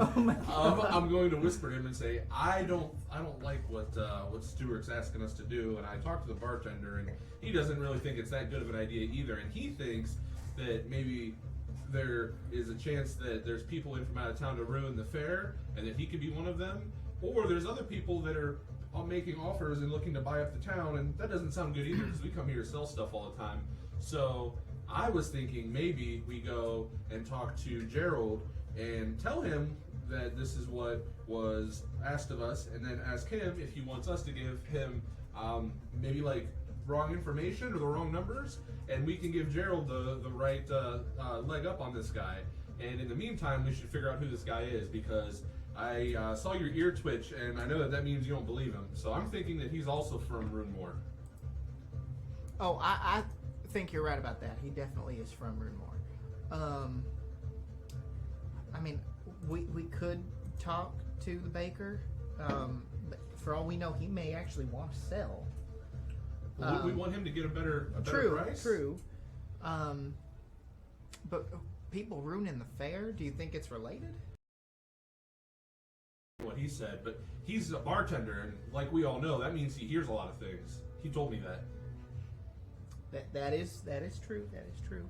Anyway, it's just something to think about. Yeah, I'm not opposed. Definitely not opposed, because I don't like the idea of breaking into some place or sneaking around some place to measure their equipment and their rooms and their ledgers without them knowing about it. Yeah, that doesn't seem right. That's not good business practices. And meanwhile, while these two We are didn't get to whispering, where we are with the Happy Harangon doing we're, those we're, types we're of holding our business ears practices. together, like cheek to cheek. Yeah. Listen, go. I also have secrets. And his head's Like- kind of like upside down. So like you can hear. You're like talking out of the side of your mouth, trying to like catch it in the ear hole. Glorb.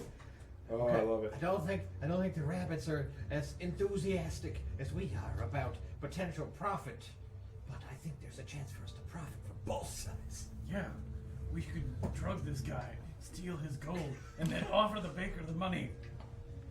That is an excellent plan. A bit forward. I think we get him to give us the money to buy the place, and then we get the other guy to take less of the money. And then we don't give him any of the money, and we don't give him any of the So money. we're not kidnapping or drugging anyone? No, we're going to just make this transaction take significantly longer than it needs to by Oh, tying it up in many bureaucracy. people. Yes, exactly. Or we could just, like you said, sabotage a bunch of shit and, see how much they'll pay us. I mean, I don't really give a shit about sabotaging anything, but we still gotta stay here, so I mean, they're like, I do. let's just fuck this guy up. Good. The stuff on the card is worth barely a silver. If this guy's got even a gold coin in his pocket that he's willing to shit, I'm willing to eat it. Alright. We're gonna eat this guy shit. I tell you, I tell you, Glorb, we didn't come here to fuck spiders, okay? Around this time, the rest of the TDT come in. People you've met last night, including Lord Milton, who you were smitten with last night. He's an older man with He was doing your mating. a curly mustache and a bowler hat, and he has told you how he is actually the lord of a far-off castle, who had to go into hiding when his sister tried to kill him. And he is there with a man named Duke Silvertongue. I like how the names get one person each time. It's always someone different. And Duke Silvertongue, while drunk last night, told you that Lord Milton's story is actually his story.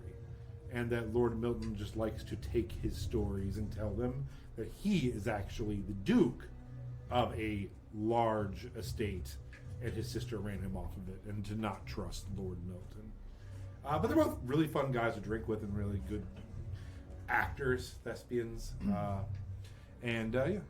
So they are happy to see you, their friends from last night. They tell you about how some of the Carney women are The Kanku? fun times. They're like, yeah.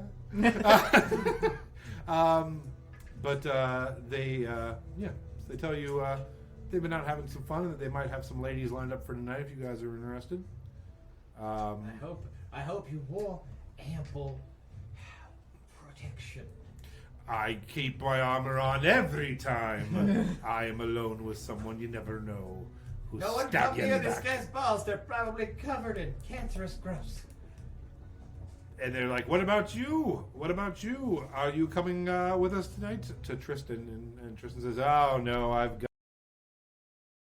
something of my own lined up." And they're like, "Yeah, where were you last night, by the way?" And he's like, "I've got, a true gentleman never kisses and tells." It's horseshit. He talked about a whole bunch of stuff he did last night before I'm not a true gentleman, so that's why I'm happy to tell you. I have a little lass up in a cabin outside of town. We met up a Willingly? couple nights ago. Yeah. Yeah. Believe it or not, Yeah. That was a transactional yes, is what that was. Insight check that, please. Sure, go ahead and insight check. That is gonna be a 18. Yeah, he seems to be on the level. Okay. He's bragging, but he seems to be truthful.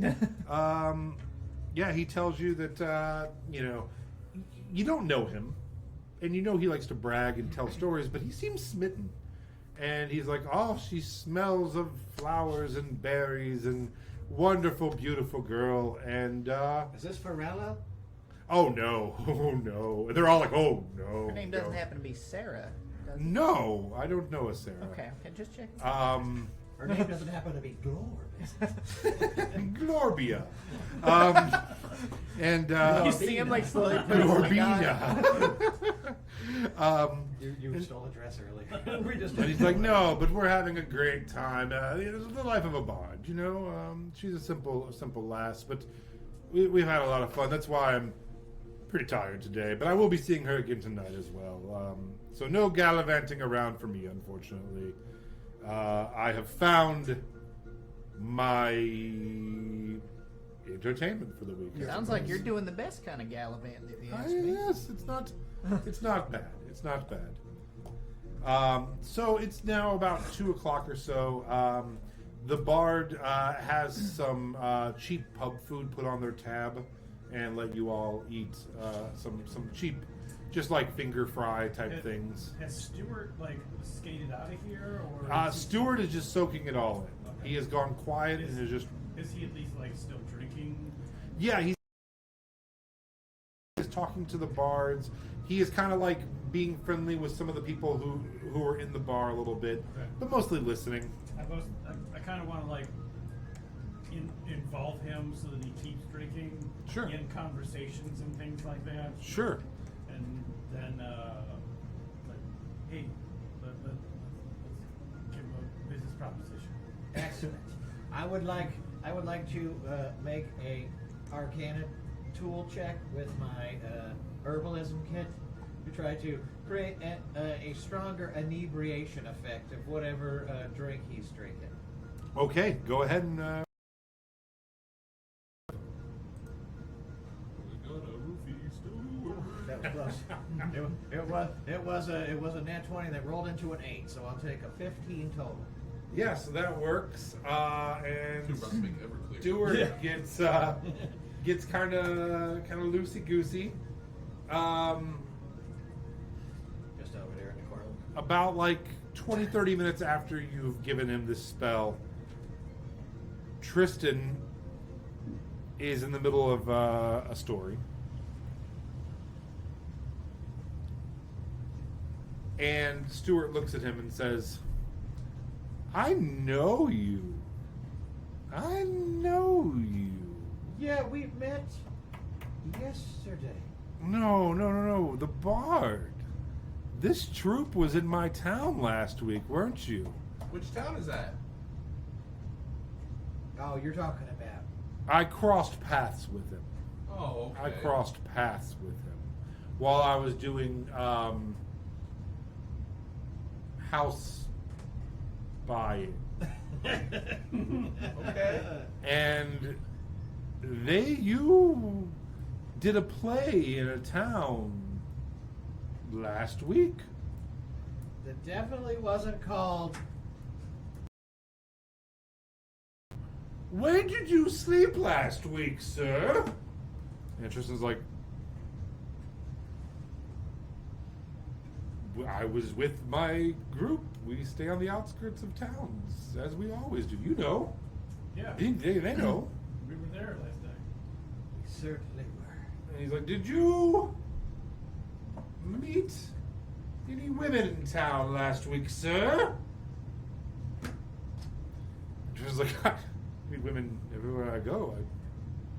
I'm sorry. Did I sleep with your wife or something? Go to one of those penal colonies. And Tristan just kind of removes himself from the conversation and goes and chats with some other people. And you see Stuart kind of slump back down in his chair and go back to drinking and kind of side-eyeing Tristan. a little Elon, bit. He's slumped into a bad mood, is what you're saying? Yeah. He's turned into Lance at any show he goes to. Yes. It's funny because that's exactly where I went to. That's Lance. Oh, good. Thank you, guys. Oh, it's you in public. I'm gonna cry a little bit and be like, what was that all about? Why are you asking about women? You're totally gonna take his No, side. we're friends here. You Yeah, told us fuck that guy. things. Tristan last night, he Yeah. tried to seduce Glorb when I was looking. Like, I just wanted to feel pretty for one night, and fuck that guy.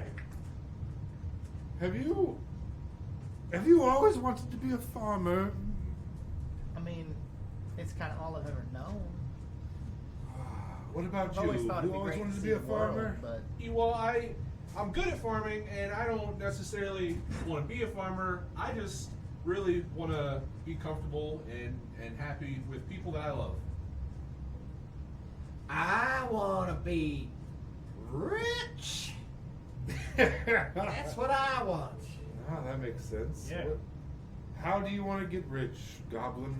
I want to create beautiful potions and poisons and just all kinds of weird gizmos and gadgets, little vibrators and spinner taps and spinner dingers.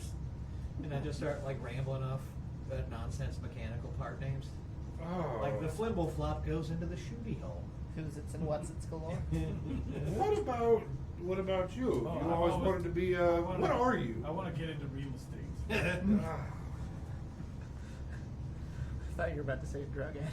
Oh, actually, What are you doing? Glorb has a good point. I too.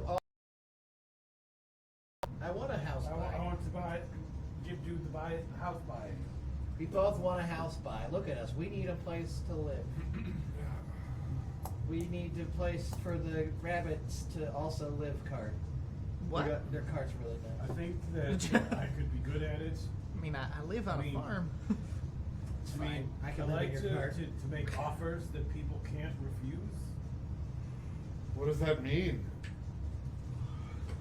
Like real good I think offers. you know what that means.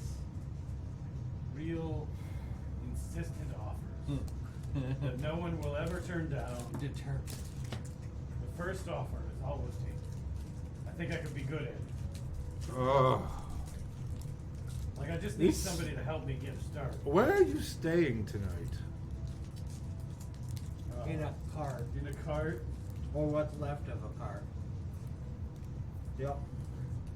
Oh, I've had too much to drink already, and it's like In our 3 mobile p.m. Oh boy. Well, if you buy some of this blue stuff, it will sober you right up. I should get on the road. Where are you headed? But you don't want to get on the road this inebriated. You should take this blue. I should go home. Where's home? Roomore? Why do you think I'm from Runemore? I barely know her. It's the accent. How are we supposed to give you the measurements and stuff? Do we send them by bird?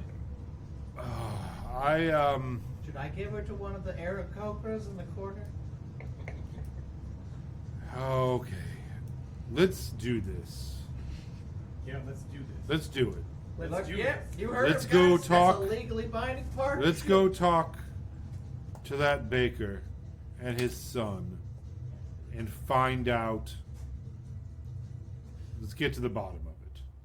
Right? Yeah. Yeah. The bottom of what? The floor, the measurements of the Who's buildings. who's the woman that you're interested in that you're asking that Bard about? I think I was mistaken. We should. Get to do this. Oh, but we can't leave the bard though, can we? This is all so confusing. Wait, why can't we leave the bar? Is he supposed to come with us? We don't know what he'll. Do you not? It's not like he's gonna go anywhere. Where would he go though? Listen, Leaf, you Listen. should never trust a Like bird. he's got a show he's got to manage. If we're gonna be working together, then Where's we need the- to be a little more honest because I feel like there's things that you're not telling us that we should be aware of. Where is the bard staying? Outside of town, Yeah, probably where with they his always stay. cart and the rest of the troop.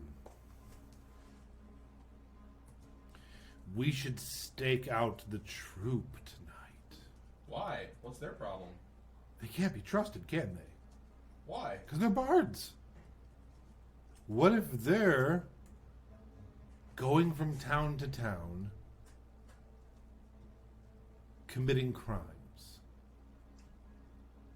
Then we should become bards. But what if they're going from town to town just entertaining folk? Then there wouldn't. You're right. It's the baker. We should talk to the baker. You think he's going? For I just want to know more Doing about what crimes? your suspicions for. Listen, he might have had a dead body in that cart. Just What? saying. Okay. Sorry, What? Lord. Oh, I have to come clean. There was a foot. There was at least 1 foot in that shoe. We've got to go confront him. Yeah. Why? What are you gonna do? Buy his house? Sir, I That's how demand you you sell get me your justice. house or the shoes. You make bids on their real estate. Mm-hmm. Should we go?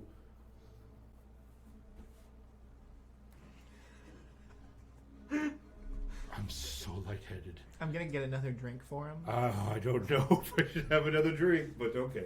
Um, Don't worry, it's milk. should we? He's done it, hasn't he? He's killed someone. Who? Are we talking about the baker? Or are we talking about the Yeah, the bard the now? baker has totally killed someone. Are they in league together? They must. The baker and his son. It's And the bard, only the explanation. son. We should tell somebody. Who should we tell? Does the bard know the son? I mean, it's pretty obvious. Yeah. We need to find out how they know each other. How are they connected? But the son This- knows Sarah. Do you think we should? The son knows Sarah. The son does know Sarah. They're in leagues together. So if the son knows Sarah and Sarah is missing, then Is Sarah missing? Are you saying Are Sarah's you- missing? Shoe. Oh, that's the shoe. are you saying Sarah's missing? I told you it was I'm a not fancy saying Sarah's shoe. missing, It was a fabulous shoe. but There was blood too. Okay, She could be dead. I'm going to shake off some of the drunkenness that I've been under and focus up real hard on my memory of the shoe, my memory of everything that I saw. You know, sort of Sherlock Holmes it, but you know. Go to your mind palace. Yeah, Sherlock Holmes. Sherlock Holmes for dummies. Okay. Okay. And I'd like to recall as many things about the shoe that I possibly can. Okay. Would you like to make a history check on I that? absolutely would. That's the button. 22. So from seeing, it looked smaller than. It would be a smaller girl's shoe, but you believe it was a male's shoe. And from the make and style, you believe it was more like a young male or a teen male shoe. Okay, so it's not a missing girl. Okay, now listen. Here's what I've deduced. This is very important. First, it was a shoe. It was a big shoe, not a small shoe. It was. Wait, no. It was a small shoe, not a big shoe. Wait, no. It was a boy's shoe. That was not a girl's shoe. All right, now listen to me. The baker is baking children into pies. We have to stop We him. have to stop him. We have to but stop do him. you think the baker would do that for the girl that his son is apparently in love with? Do I think he would bake a child into a pie to give to his son's girlfriend? Of course! That boy is no good. He knows that Sarah is promised. Are you the one she's promised to? Oh no. Who Insight is? check. Yeah, who is he? Go ahead. It's gonna be there it is. 22. 22. No, he is not lying. He is not the person that Sarah is promised to. So Mr. Not from Runemore, but suddenly seems to know Sarah from Runemore, who's promised to somebody. Oh.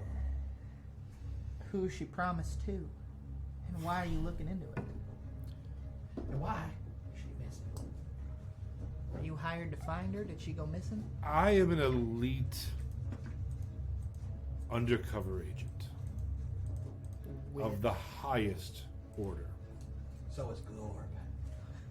You didn't No Didn't one. know that. No one knows that. I mean, I knew that. I None have- of you. I was hired by some very important people on high to recover Sarah Sandwich. So you're a member of the Pinkertons. Come to get Now- some Magic the Gathering cards. Did she leave of her own accord?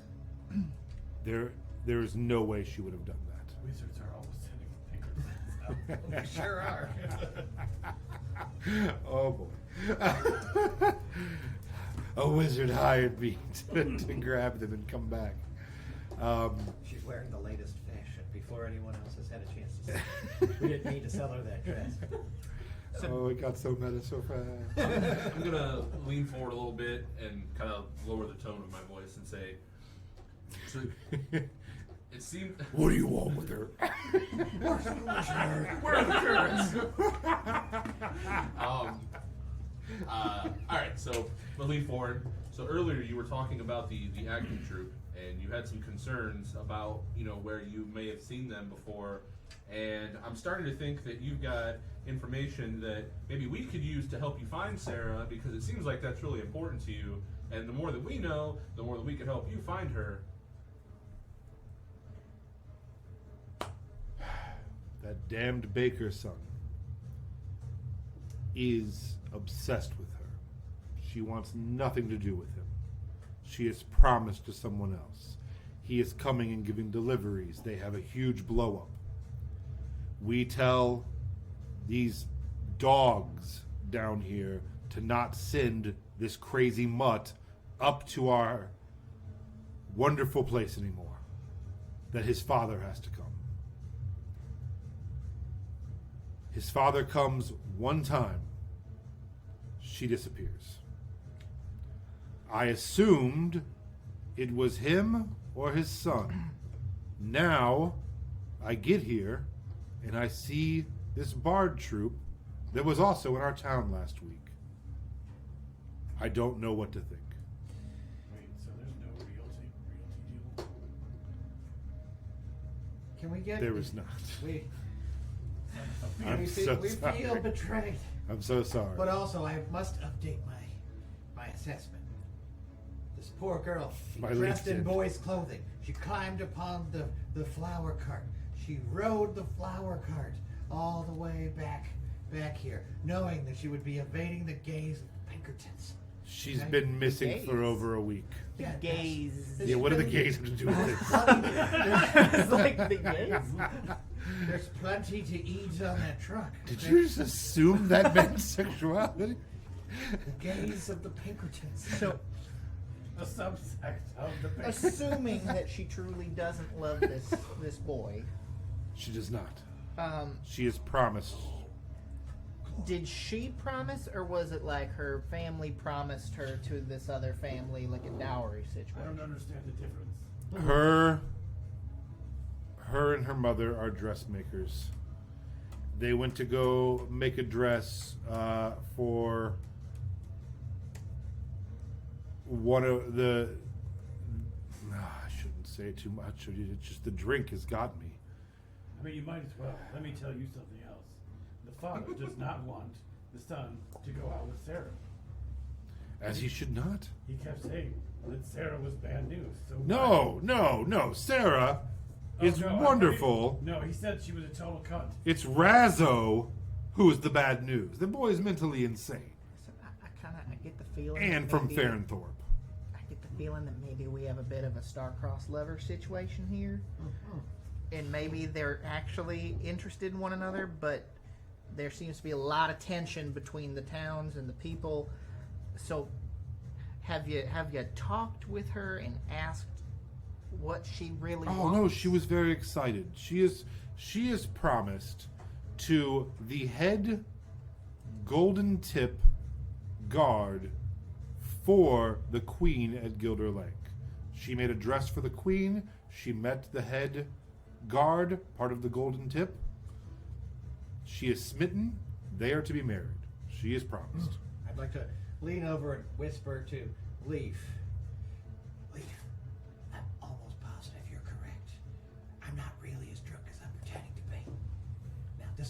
clearly here to recover the property of I'm a like state or a twisting my city. ears so I can like, capture the sound and it doesn't get out. Yeah, and I'm just, You just feel fur hit your mouth. I'm fine. I mean, don't threaten Funko with the good. Anyway, so I'm telling you that the shoe that I saw was definitely a mismatched size. It was clearly on the wrong foot based on the leg it was sticking out of the thing. So somebody jumped in the back of that wagon in quite the hurry. She may have been hiding somewhere along her estates, but I'm guessing that she jumped into the wagon on the way out, and that was why the jolly baker was so quick to cover the foot. So we have to break in there for the first time. For the very first time. For the very first time. First time. But I'm also saying this to you in secret so that we are on the same page. But then I give Glorp the eye signal. I'm gonna very ask, openly and wide. I'm gonna ask Leaf if he'll accompany you to the bar. I'll be right back. No, thank you. So Please, anyway, I gotta go to the bathroom. Please come. the opposite of yes ending. I'm gonna No. go. I'm gonna go get you another Roll drink. credits. End of story. No, thank you. And that's all time we have Before for you, tonight. Tells me that was it. Too late. I was like, you should just Got pretend shut we're- down the pretend ball we're by having a Bruce. fight and you storm up. That was ready it. to go break in, and then you guys follow him to where I would really enjoy that. That feels like very Larry David. Yeah. All right, so Go with the bar. No. Credits. credits. is Stumbletoe still up at the bar? Yeah. All right. That's Just good. wiping a glass forever until someone talks to him. Cool. So we're That's his walking up. life. Hi, Mr. Stumbletoe, bartender. Oh, hey! I don't have anything new about skiing or the casino resort, but this is my cousin Leaf, and I wanted Pleasure him, to meet you. I wanted him to get a chance to hear what I had to say, and maybe you'd be interested in hearing it too. I just needed to not say it around them, but that Pharrella is supposed to be coming in here. She's one of the new actresses, and she's going to be playing that gloom music, but. That guy doesn't know anything about her, which is kind of weird that you would just let somebody perform if you didn't know anything about him, with if your reputation on the line and all, especially at a big fair like this. So I'm thinking that maybe Pharrella is Sarah. What do you think, It is possible, I guess. Mr. Stumbletoe? Do you know who Sarah Sandwich is? No. What? I don't know anything of the last 5 things you've said. It's a lot to catch up on. I love it. I love it so much. Has the troop, the Bard troop, have they been here before to this town, or is this their first time? I believe he kind of looks over at him and he's like, I don't think I've seen them before. No. Huh. Because I Seems also fresh. find it weird that they would bring on a new troop member without an audition. Yeah, that's what I have to say about it too. Also, I don't like the idea of gloom music. That doesn't sound very nice. Some people are into that. Yeah. Yeah. Almost like as if psychic, I magically animate a random mug to start making sounds, and it's just playing very, very sad goblin crying noises, Just wails. but it's like a chorus of like goblins crying, and I'm like, Got this me. is what gloom music is. Don't you understand? It's Listen to clearly the notes they're logical. not playing. Maybe we should see who this Sarah is, or see who this Pharrella is, because Stuart, if that is his name, may recognize her. That's what I'm thinking. And if he does, then we know. And if not, then maybe we should investigate and talk to the baker a little bit. Wouldn't hurt. Okay. I'm gonna bring some. I'm gonna get shots. I want the heaviest thing that you have here, Jägermeister. the highest alcohol content that you got. Straight Oh, up the freezer, baby. all right. He's like, yeah. How much coin you got? Well, I really only want one really heavy one. Oh, The rest can be light stuff. oh. Turnip wine. Which, if you ever need turnip wine or carrot wine, I got you. Or honey for mead. Just saying. Oh, well, that we could actually talk. I have We no could idea. actually talk. I've got a bunch of honey on my cart. We got 10 gold. Well, It's and he goes down and he gets something. He's like, this is It's gonna run you 5 silver for a shot. Is that I'll do. Yeah. all right? It really depends on. He's like, and this is Background. Volcanus, which is the name of one of the dragons. But this is a Volcanus brand of liqueur, Okay. and it has a mild hallucinogenic in it. Hell yeah.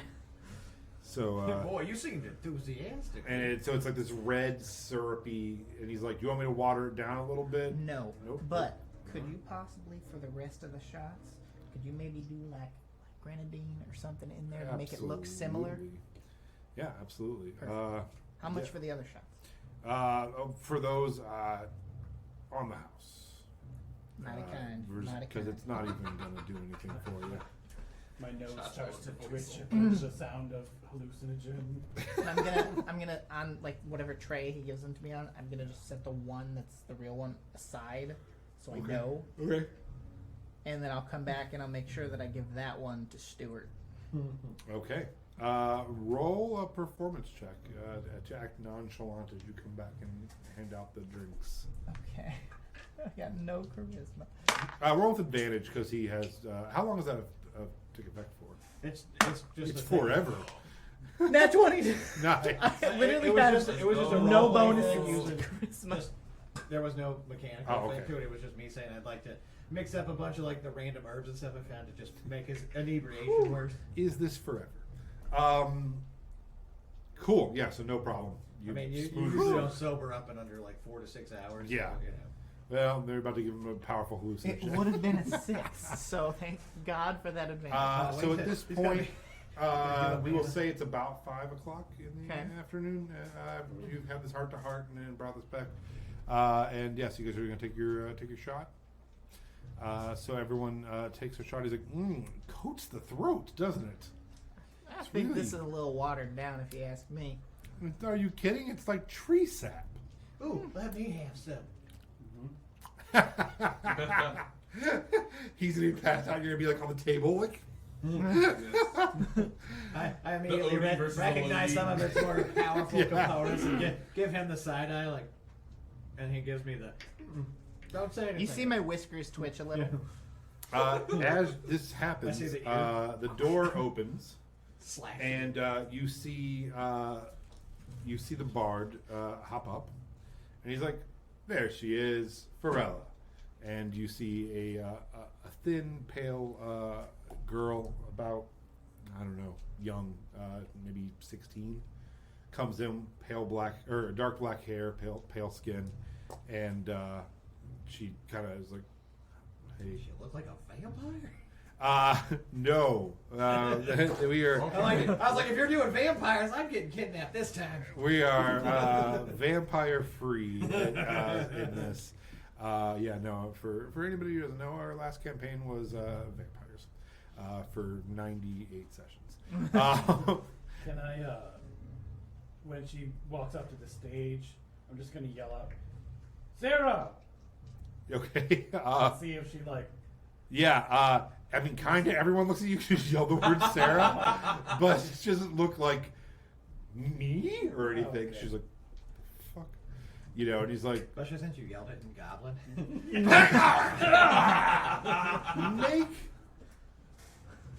make a perception check when you did it.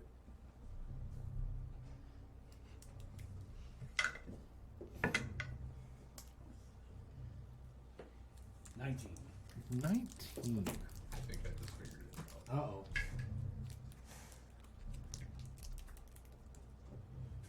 You do notice with a 19 that Calamity. Meemaw Fluffy Butt. No. Meemaw! She comes to the door like, "What?" Meemaw! Meemaw Fluffy Butt with Sarah sandwiched the entire time. No, you do. She's my grandma, but I call her Meemaw. She rips off her rabbit head and you're like, oh God! No, you do notice that Tristan kind of looks at you like, "What? Why would he yell Sarah?" And kind of like gives you a longer look than the rest of them. Like, what was that? And then kind of goes back to helping her set up. The music begins. She is playing a long, like, baritone kind of lute with low end notes, A sitar. and it kind of just has a drony, atonal sound to it. She doesn't sing for a long time and just stares at her shoes while it's like. It's shoegaze music. I figured there'd be a lot of swaying. I Yeah. thought all of a sudden it'd be, where are you?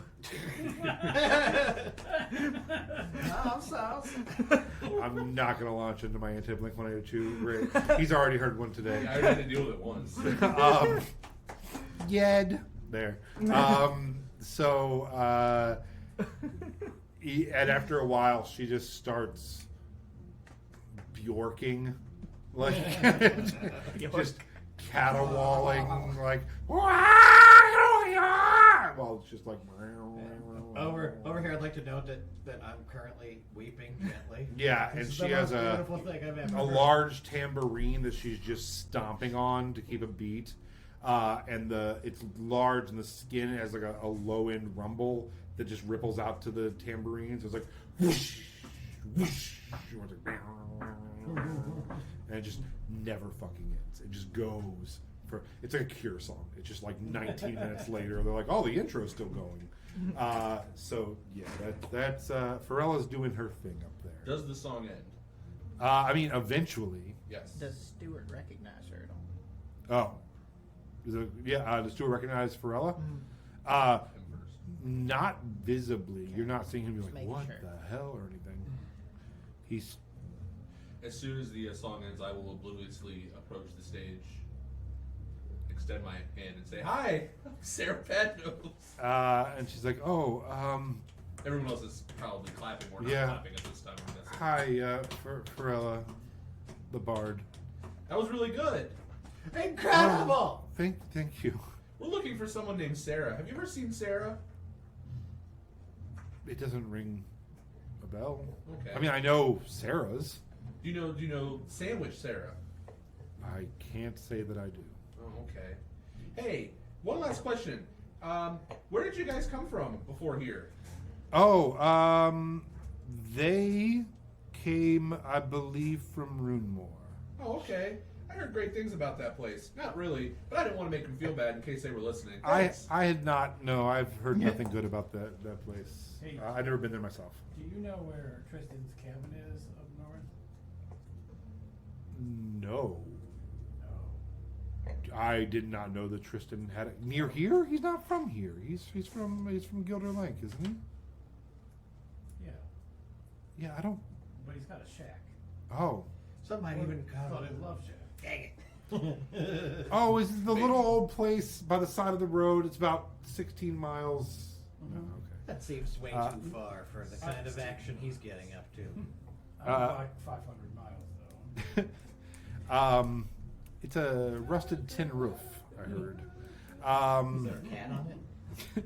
Oh my god. Um, That's all the references. yeah, we will mix these metaphors. No, Okay. I'm pretty new. I mean, I could try to find out. Maybe talk to the king or the duke and the lord. They might know something. They seem to be knowledgeable Just ask gentlemen. Tristan, like, say you're down for some sex. Oh, I am not. I am not. No, I am not. Also, she seems a bit youthful for someone. Yeah, I Tristan's am age. not. That's a hard pass. Hard. Don't pass. say hard. That's a pass. There you That's go. a no from me, dog. That's a no for me, Glorb. Works just the same. Well, settle down. I wasn't offering myself. I would like. So anyway, I was gonna say, It was nice to meet you. I'd like to try to call a council of the large-eared people, to put our heads together in a circle and see if we could make a decision on do we investigate the chef's cookout to see if the girl is hiding somewhere in his domicile, or do we go the more aggressive route where we side with the other guy and we help him re-kidnap this chick, or I guess not re-kidnap, what's the word when you take a person back to where they're supposed to be? Rescue. Repatriate. Yeah. Should we allow him to repatriate this girl, or should we find her and ask her what she wants to do, and then possibly help one way or the other from Let's there. just put sacks over everyone's heads and put them in a barn, and then decide what to do next. I'm just gonna like fist pound you on the shoulder and say, "God damn it! I know we're not related, but I could be your dad." I'm gonna head back over and see how the hallucinogen boy's doing. Sure. I don't have a definitive answer for that. I checked out when it went to burlap bags over heads. As you're talking and you're heading back, Tristan heads over and begins talking to the bartender about booking her again and seeing if they can kind of have like a nightly thing here during it.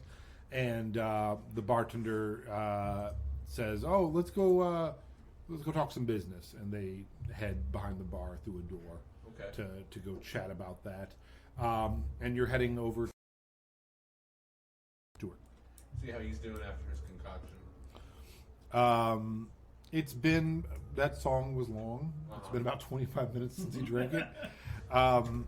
He should be Yeah, correctly got wrecked. DeVito. Yeah, he's just sitting there, just with tears right now. He's like, that was beautiful. That was the center of the universe. Well, I don't know if I would say it's that good, but Would she let me karaoke it? maybe. But I can tell you, the good news is we made sure that wasn't Sarah, so you don't have to worry about that. Who, the child on stage? Well, you can't be certain. I mean, we didn't even know. Are we were just gonna born. go from female to female and go, not her, not her? Well, we not started her." with the humans. Thank you. You're welcome. That's good reasoning. I mean, we're the best detectives ever. While that's going on, seeing Tristan and the barkeep go behind the bar, I want to kind of sneak over there and listen in and Sure. just, if need be, pretend that I was looking for a bathroom. Sure. This is The part of my old cart. Stand by. I'm lost. I'm looking for the bathroom. This isn't where did you see this is where I parked my cart? Yes. Yeah, that's why I go, this isn't where I parked my cart. All right, so you head over that way, and you're taking a listen. When you leave, Stuart's like, is he going to the bathroom? Doing a good job. I need to go to the bathroom. Is there bathrooms here that I can go to? I'm already gone. Is he in the bathroom? Who? Who's in the bathroom? The other you. The other. Whoa, whoa, whoa. Oh. You just launched me into another existential. I still haven't figured out which name of mine I don't like. You just continually get confused by mirrors. The other me. Wait, are we the same? It's just, I can't imagine you lying, so I have to believe you when you say I don't. There's another me, or that you know. So he's gonna get up and he's like, I am going to follow him to the bathroom. You're going to follow a man to the bathroom. Yes. A man? Well, you look like you're kind Tom? of unstable on your feet. I'll go with you just to make sure. Let's go to the We're bathroom. all going to the bathroom. Bathroom time. You guys can hold my back. Okay, a male rabbit is called a buck. So be prepared for me to call you That young buck. Oh, man. You're gonna follow that young buck to the bathroom? Serendipitous. All right, so you all go to the bathroom. I suppose we could all take a leak. Do I see them get up and follow me? Yes. I'm going to be like, No. As I see that, I'm going to. Let's assume that I've got an arm around, helping him, guide him there. It's the because other he's guy supposed to trying be, to follow you, hallucinating, so we're following him. right? Yeah. So you can't really be like, oh, over here, and kind of jostle him around a little bit, kind of get him through one of these, and say, no, the bathroom's right here. It's right here. You said you had to go. It's right here. Come on. he's Okay. gonna pee in the soup. Yeah, he's just peeing in a corner. I'm taking him to the actual bathroom. Oh, all right. Tell them we're going to the baker's place. It's right through this door. We have to make an excuse to get out of here. Through the windows of the place, the sun is starting to set. And the walls. Because it's getting dark. It's getting a little later in the Go ahead, evening. keep going. So through the door, you do hear just general chatter of them talking about money and things like Remember that. it right. okay. Like that, Um, rewinding it. Drella finishes the second song. 17 hours. Yeah. You guys had forgotten what silence felt like during that time. You're like, oh my god, that's right. That's what absence of one of Pharrell's songs sounds like. My ears hurt from the silence. It's called the absence of joy. Okay. Yeah, I you're like, suddenly feel please. so much better. Please don't ever stop. Track 3, tinnitus. That's personal. There's just a lull in the conversation, a lull in the evening, when you hear a brief, high-pitched shriek from outside that gets immediately cut off by a sick, crushing and squelching sound.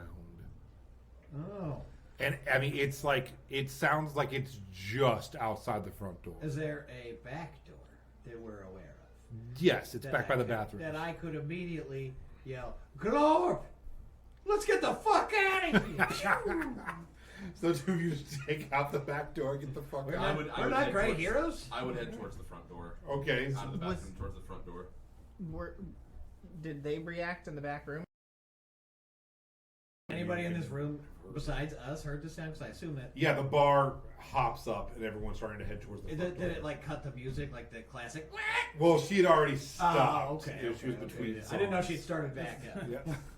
That real like perfect timing of the song Yeah, stops but and then yeah. It was like, you know, in Like between the, songs. the back record up. scratch. See, you know how humans, they like put their hands up to their mouth like this, or like this, like whistle? Yeah. Well, having rabbit teeth, I'm going to, at the crowd that's forming, I'm going to try to jump over the crowd to get Okay. to the front. And as I do, I'm going to super rabbit whistle to try to acrobatics or athletics check. Get, athletics all day, please. And what are you doing? I just want to real quick peek around and see if they're actually still there because you said I heard a lull. Yeah, they have the people talking in the back. Yeah, they if you crack open the door and look at them, they're like, "Was there a noise outside?" I'm gonna be like, yeah, someone was screaming. The whole bar seems And to be so they get upset. up and I start came to back run. here to let you know. Get up and start to run. 15. Yeah, no problem. Hell yeah. Yeah, you just start hopping over everyone off the wall and up over the crowd and stuff. And Cool. no problem at all for you to. Out the door, and what do I see? So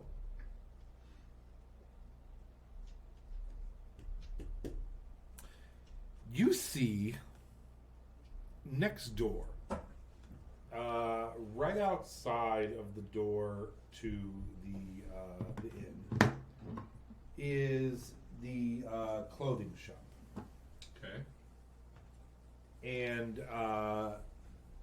you see The Uber Karens. Birdie Moore. Bernie Moore. Super Karen. What used to be Birdie Moore, completely crushed and like into the ground, splattered. She's wearing the dress that wasn't hers. And to the Is Karen. there like a print around, like a footprint? Yeah, let's. As you start running over there is a group of people that are trying to get everyone to push back. Do you want to try to start investigating with the people there, or? Yes. All right. I would either do just real quick. I'd also like to just tell Yeah. to climb up and get a higher vantage point if he can climb, because I certainly can. I will follow suit and I'm gonna try to hop up. Sure. So yeah, easy enough. You guys We went out the back. take your time. You're heading up the front to get a Oh. vantage point. He's heading up the back to get a vantage point, and you were just trying to go over to the body. Get right in the thick of it. Okay, so as you head over, Viceroy Moore, her husband, is like, "Oh my God, no, my birdie, no, why, how, who knows what did this?" I'm gonna fight through the crowd. I'm Sarah Padnos. Hi. I gotta get through. What happened? I'm Sarah Padnos. And get up to the front. Make a Everyone out of the way. I'm Sarah Padnos. make a performance check. No, make a persuasion check. And they're like, "Who are you? Please push back. Please do not. Don't get it." And like Viceroy is like, literally like, his wife. She's not like popped, but like she's crushed. Like it looks like a piano fell on her or something. It's. Is there anything else there that would indicate as to what would have caused this? You don't right off the bat see something. You guys have climbed up on top. Go ahead and make perception checks. From above, is there? I'm watching the back alley. I have a 22. Okay. 13. Okay. So with a 13, you are focused on the body, which is mangled. Actually, can you make a history check for me? With a 22, you see the body and immediately, instinctively, kind of look up and look around. Right across the street, catty-cornered, is the Jolly Baker's shop. And you do, in the second-story window, see Razzo, his son, that you saw in the window earlier, once again in the window, looking down at the body as well. 5? No. It's gross. That body's gross. That's like constantly like, what do I see? And you're like, you see the brick wall, because you're not tall enough to see it. You're just like, oh, that's a gross body. That's a really gross body there. Ooh, Eyelashes. she dead. You see the inside. You see all the I glowing see tattoos. justice. And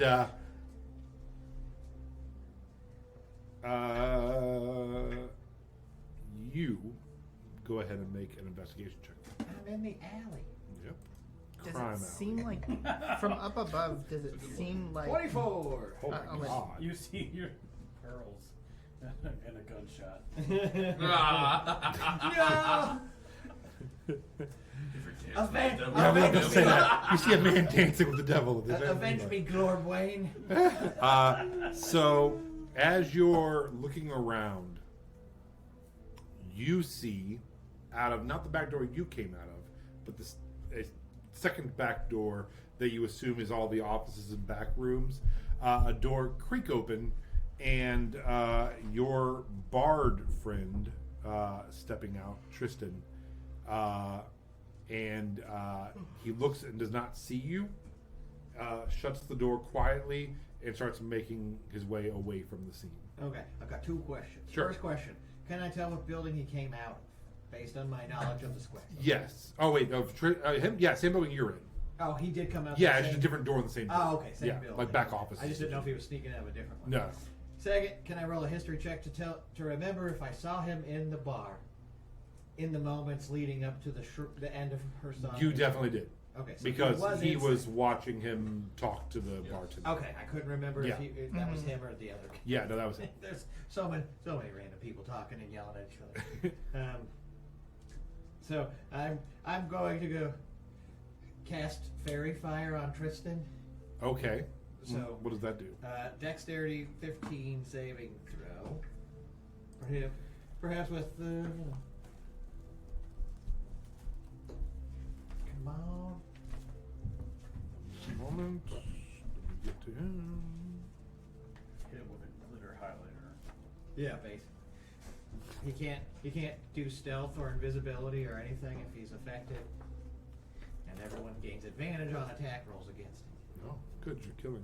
I mean, I'm not gonna kill him. I wanted to let him know I seen him. Okay, here we go. And what is it? I'm sorry. DC 15 Dex. Dex. I love Dex.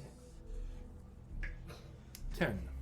Perfect. He just erupts in a blue and green alternating like swirl of light. He's basically like his whole silhouette is glowing like one of those like shitty LED lamps, you know. Uh-huh. He's been Obi-Wan Kenobi. Yeah, he does look like a Force ghost, you know. So while I maintain concentration again, any attack roll against him has advantage. Okay. Affected creature or object can't benefit from being invisible. So he's aware that this happened. Oh now? no, he's glowing like a fucking. Yeah, so he turns around and he's like, "Oh, come on! A radioactive Mr. Birds. We've got to get out of here. Yeah. Why would you do this to me?" Because they're gonna fucking blame us. Why would they blame us? You're a goblin. I'm a bard. We were both inside at the exact moment of the. Have you not been alive in this world for more than a minute? Well, Let's I've get the been fuck- alive. There's a reason you and I are both going out the back door, friend. Well, one of us is currently glowing like a radioactive nightmare. Do you? Question for you, and this is just a hypothetical. If you die, does this fade off of me? There's a very good chance that would happen. Can I come around? What if you just fall asleep? I mean, if I fell asleep, that would definitely end my concentration. He's gonna cast sleep. Okay. Let me pull it up. I'm bucky. Yeah. Tired. Sleepy. Okay, sleep. The spell sends creatures into marital slumber. Roll 5d8. The total is how many hit points of creatures this spell can affect. Alright. 1, 2, 3, 4, 5. Is there no savings throw for sleep? I don't think so. No. What kind of horse dog shit is that? 7. It's good for the first level. Yeah, exactly. Yeah, it's great. I mean, really no, good. it's great. I just mean like I want to be able to save 22. against sleep. Do you have more than 27 hit points? Fuck no. You were asleep. I'm like, He's like, if you go to sleep, this family I'll just get. It's like, oh, okay. Perfect. Like, okay, but please, wake me up. You know. When September ends. As He you just start turns to- and just takes off Before you go. before you leave. As I sort of like stumble into my sleepiness, I say, "I'm going to kill you with a pillow fight." When I hit the ground unconscious. From where I'm at, am I still like? Does it seem like Razzo is trying to like duck out?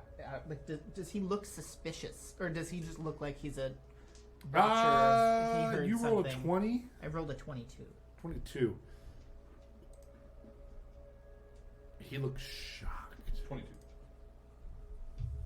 He looks shaken. How high up is the window that he's in? 16 feet, 15 feet. Okay. If I can, I'd like to try to make my way over that way and just like jump up and grab the windowsill Okay. and then like pull myself up. Make a stealth check as you do that. It's gonna be a 19. A 19. Okay, so you managed to get around most of the people who are gawking at this murder scene. As you are heading past, stealthily, you look out into the square, and standing next to the stage that they're erecting, you see two men in like baker boy hats, pretty small guys, standing with one of the Goliaths that was erecting the stage earlier. And one of them smoking a cigarette and watching the scene, and you realize that they're gnomes. And then you continue on to jump up onto the windowsill. And they're watching you do this as well. That's fine.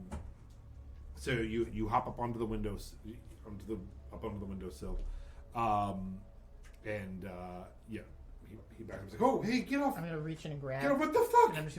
What did you see? Oh my God! Some kind of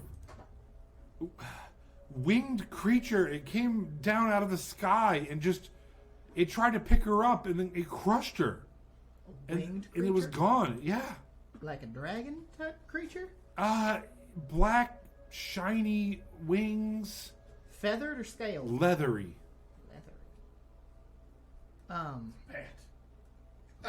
Vampires. Having seen people dressed up as a baker, I'm gonna. No. Baker boy hats, like cabbie hats. Oh, Yeah, yeah. oh, okay. No, okay. not I like thought little you boy said baker bakers. hats. Okay. I thought he was. These About pies are to, I thought he was delicious. about to be framed. I thought you meant the big round brim. No. I'll drop it in the chat. I'm just gonna be like, did Like that. yeah. Okay. I'm just gonna Like Peaky Blinder hats. I'm gonna ask and be like, did somebody call it? Man, I don't know. She was standing there staring at me. She's a fucking. Oh, I'm sorry she's dead. Okay, I'm sorry she's dead. She was a bitch. She was a little old biddy. She could never keep. She couldn't keep to herself. She had to sit like neighborhood watch everyone, constantly be staring. She was standing there, looking at me, looking at her, and then something just fell out of the sky on her. And it looked like some kind of winged creature, and then it just shot up and flew away. Was anybody with her or near her? No, she does this, man. She hates. She She dies. just gets murdered. She dies by by flying creatures. creatures. This happens all the time. This is the fourth time she's resurrected this week. Every day you kill yourself and go to hell. And hell, like such an awful Karen, hell sends her back every day. No, I'm saying like every day she goes out at night. She keeps track of who goes in and out of the bars, who's coming home late, who's staying up late. She's in everyone's business every night. Does she keep a journal? I don't know, man. I don't. I'm You not were a watching friend. her. I didn't know if you saw. No, I just was looking out the window. I mean, like it's like a wistful thing. It's like my brand, you know. I'm gonna like while holding him. I'm gonna like pull him even closer. So I'm letting go with one hand, just Oh, pull him really God, into it. And I'm man. gonna look him in the eye and be like, You're a fucking crazy rabbit. You're talking to me. "Tricks are for kids." I'm gonna look at him and be like, Motherfucker. And then I pull him out of the window. "This isn't over. We're gonna talk more later.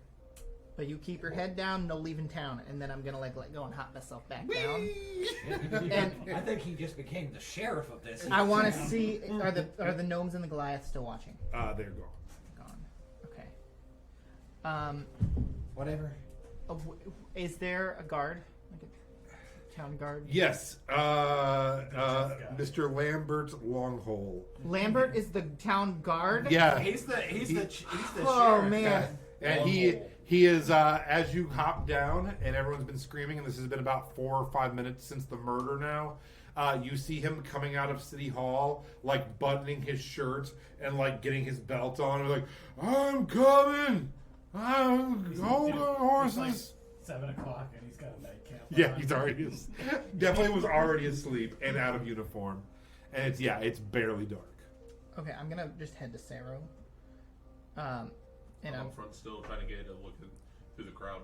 I'm gonna just let you know, be like, there are gnomes with Goliath that were off in the distance watching this all happen, like just smoking. Let's go And see what they know. Smoking. They're not there anymore. Oh. But I think maybe we might be able to find them. Oh, he's gonna frame Uncle. Maybe we should find our new Drag his friends and body see over. if they seem to have a knack for trouble. Maybe Put we an anvil in his could hand. see if they have any idea as to what might be going I'm on. free. I think that's a good idea. So yeah, we're gonna look around. I would say if we don't see either of these two, we're gonna peek our heads back in the bar Yeah, and head see if back we into see the them bar. anywhere. Okay, so you guys are going back to the bar to look for those two guys. Yeah. These two. Although I'm like those two gnomes were on the opposite side of the. Yeah, thing. no, All right. I have a plan. So you pop in. You are still up on top, and he is in an alley. So no, you I'll don't go see back them. Sleep I'll go back to the bathroom where I last saw them. Yep. No, you don't. No. Nothing do I see a door in the bathroom anywhere? Do you see a door in the bathroom? No. No. How did you guys get out? Did you guys out the There's a door? back door. Or the back door through the kitchen or something. Oh, No, it's okay. near the bathrooms. There's a Yeah, back there's door. a back door to the whole But when place. this whole thing happened, I was like, fuck this shit. I ain't getting I'll, away for none of this. So then I'll go out. If there's nothing in the bathroom, then I would go out that way. Okay. Yeah. So you will eventually come across the slumbering body of Uncle Funkle. I'll Funkle! Hey Funkle! Funkle! Ah! What are you I'll kill doing? you with a pillow, you son of a bitch! Well, it seems like a good way to go. You had to guess about all the different ways to go, but hey, Hey, you're it's Sarah Padnos. Hi! you were really sleeping back here, huh? Yeah, I got put to sleep by that That Bard man, Trevor Woodstock, Yep, that's it. Tristan. Drakefield. Leader of Titty Titty Bang Tristan Bang. Drakefield, yeah. I do remember that he was part of Titty Titty Titty Titty Titty. Where's your friend? Which friend? You have more than one? Glorb. No. That's a good assumption on your part. Gore! You got me. I'm gonna come running off the top of the building. Yeah. Jump down.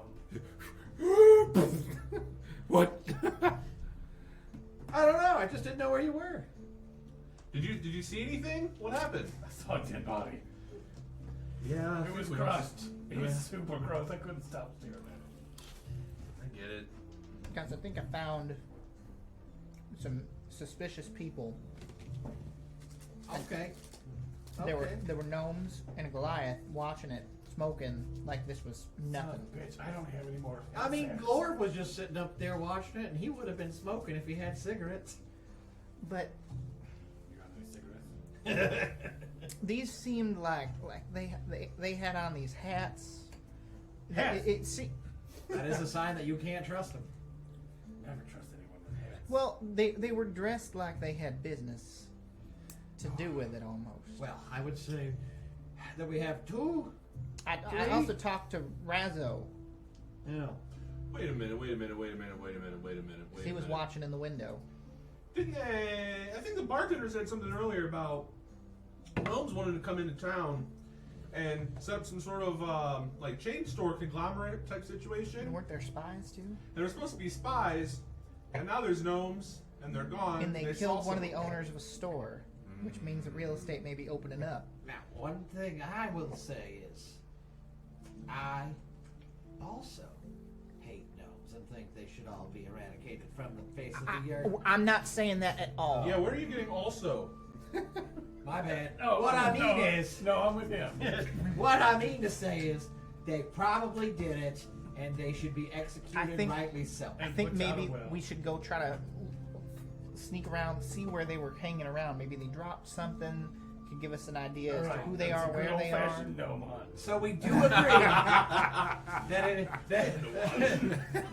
I'm just gonna pull out a packet and I'm gonna play the gnome hunt theme song. We might want to keep it quiet. And it's like, Oh. time for the gnome hunt. And I'm like, time for the gnome hunt. And listen, when we find them, we need to ask them, what that was all about, or if they know anything. We don't want to just assume that they're guilty. I don't want to jump straight to conclusions, but it Are was there awfully other gnomes in suspicious. this town? Yeah, there's gnomes in this town. Okay. There's some, but they But just, talking with the Goliaths that were setting up the fair and people Okay. talking about ruining the fair so and we agree spies. that we should abandon the Sarah sandwich. No, not entirely. I told Razzo I'd deal with him later, It's Tyler. and that he's Tyler not allowed to Childers leave is town dead. until I do. But it might be worth just No. going over and looking. So if I mean, we seem to have see if there's any three, tracks or three anything. high quality things that need our attention. Well, we don't know how many of them might be related to one another, and we might figure one out if we figure the other ones out. So we should start with the one with the dead body, right? That's- Gnomes. Yes.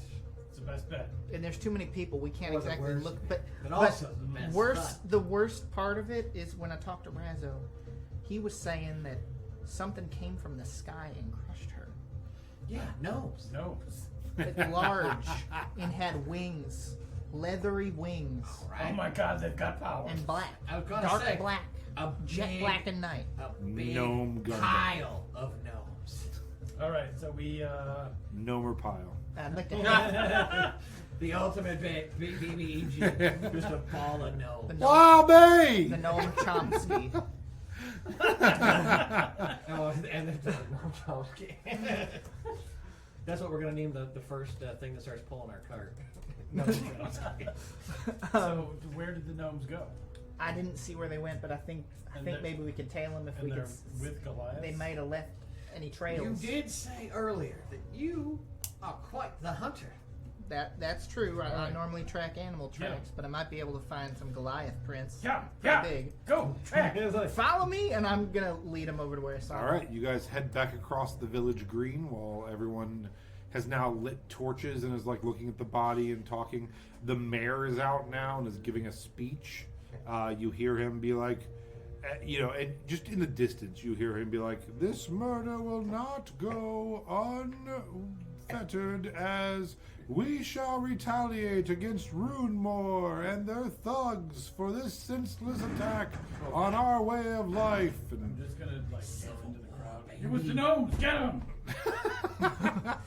and everyone starts murmuring. They're like, it was those gnomes. Yeah, I've got my torch. Let's Those go. Runemore gnomes. As we're walking over, I'm going to give a candid, relatable speech equating the hate that he got earlier for the clothes that he did not steal and the dangers of stereotyping and falsifying crimes against other people, and how he wouldn't like that if people did that to him. But this time we don't have any clothes to steal to protect the gnomes, so we should not yell that. In somehow more words than that. There's the briefest of seconds where I can contemplate this, and then realize I'm still running and my heart's pounding. And we're in hot no pursuit. Make a what? Am I able to see any tracks? Yeah, make a survival check or investigation. Either one. Survival. Yeah. That's my second nat 20, and I have 7, so that's 27. Okay. You follow the Goliath's tracks. You found every water source within 3 miles. You could tell what lotion the Goliath used on his feet that day. You head around through past the town hall and down Main Street to the alley back behind there, where there is other pubs that aren't Okay. right on the main. By the pub thoroughfare. in the church? Correct. Okay. And the tracks lead around the back of the pub. As you all head around the back corner of the pub, you come face to face with 2 gnomes, one with a bad scar on his face, the other one, a little younger, longer hair, behind them, a Goliath. And as you turn the corner, they're just standing there waiting for you. And the one with the scar looks at you and says, well, Funkle. Oh. Fancy meeting you here. And that's where we'll end tonight. Can I say one thing before we close? Sure. Hi, I'm Sarah Pack. All right, and that is going to end it for tonight. Here comes a naked child. Hey, Hi. who's Look gonna at that timing. keep her low on the stream? Come here. You came right as we ended. Good to see you. Why aren't you in bed? Because why? You want me to end the stream, or do you have a sign off? You got away from Mom? That's Okay. all, ladies and All gentlemen. right, that's it. Thank you for coming to our stream. Do you want to wave? Wave to that camera right there. See that camera right there? Wave to it. Say bye. We will see you next week. Thanks for coming to our first thing. We'll look at the sound this week and try to figure something out. Thank you so much. Please subscribe to the YouTube. We will see you next Friday night. Same bat time, same bat channel. Woo! Thank you guys. Bye. Bye.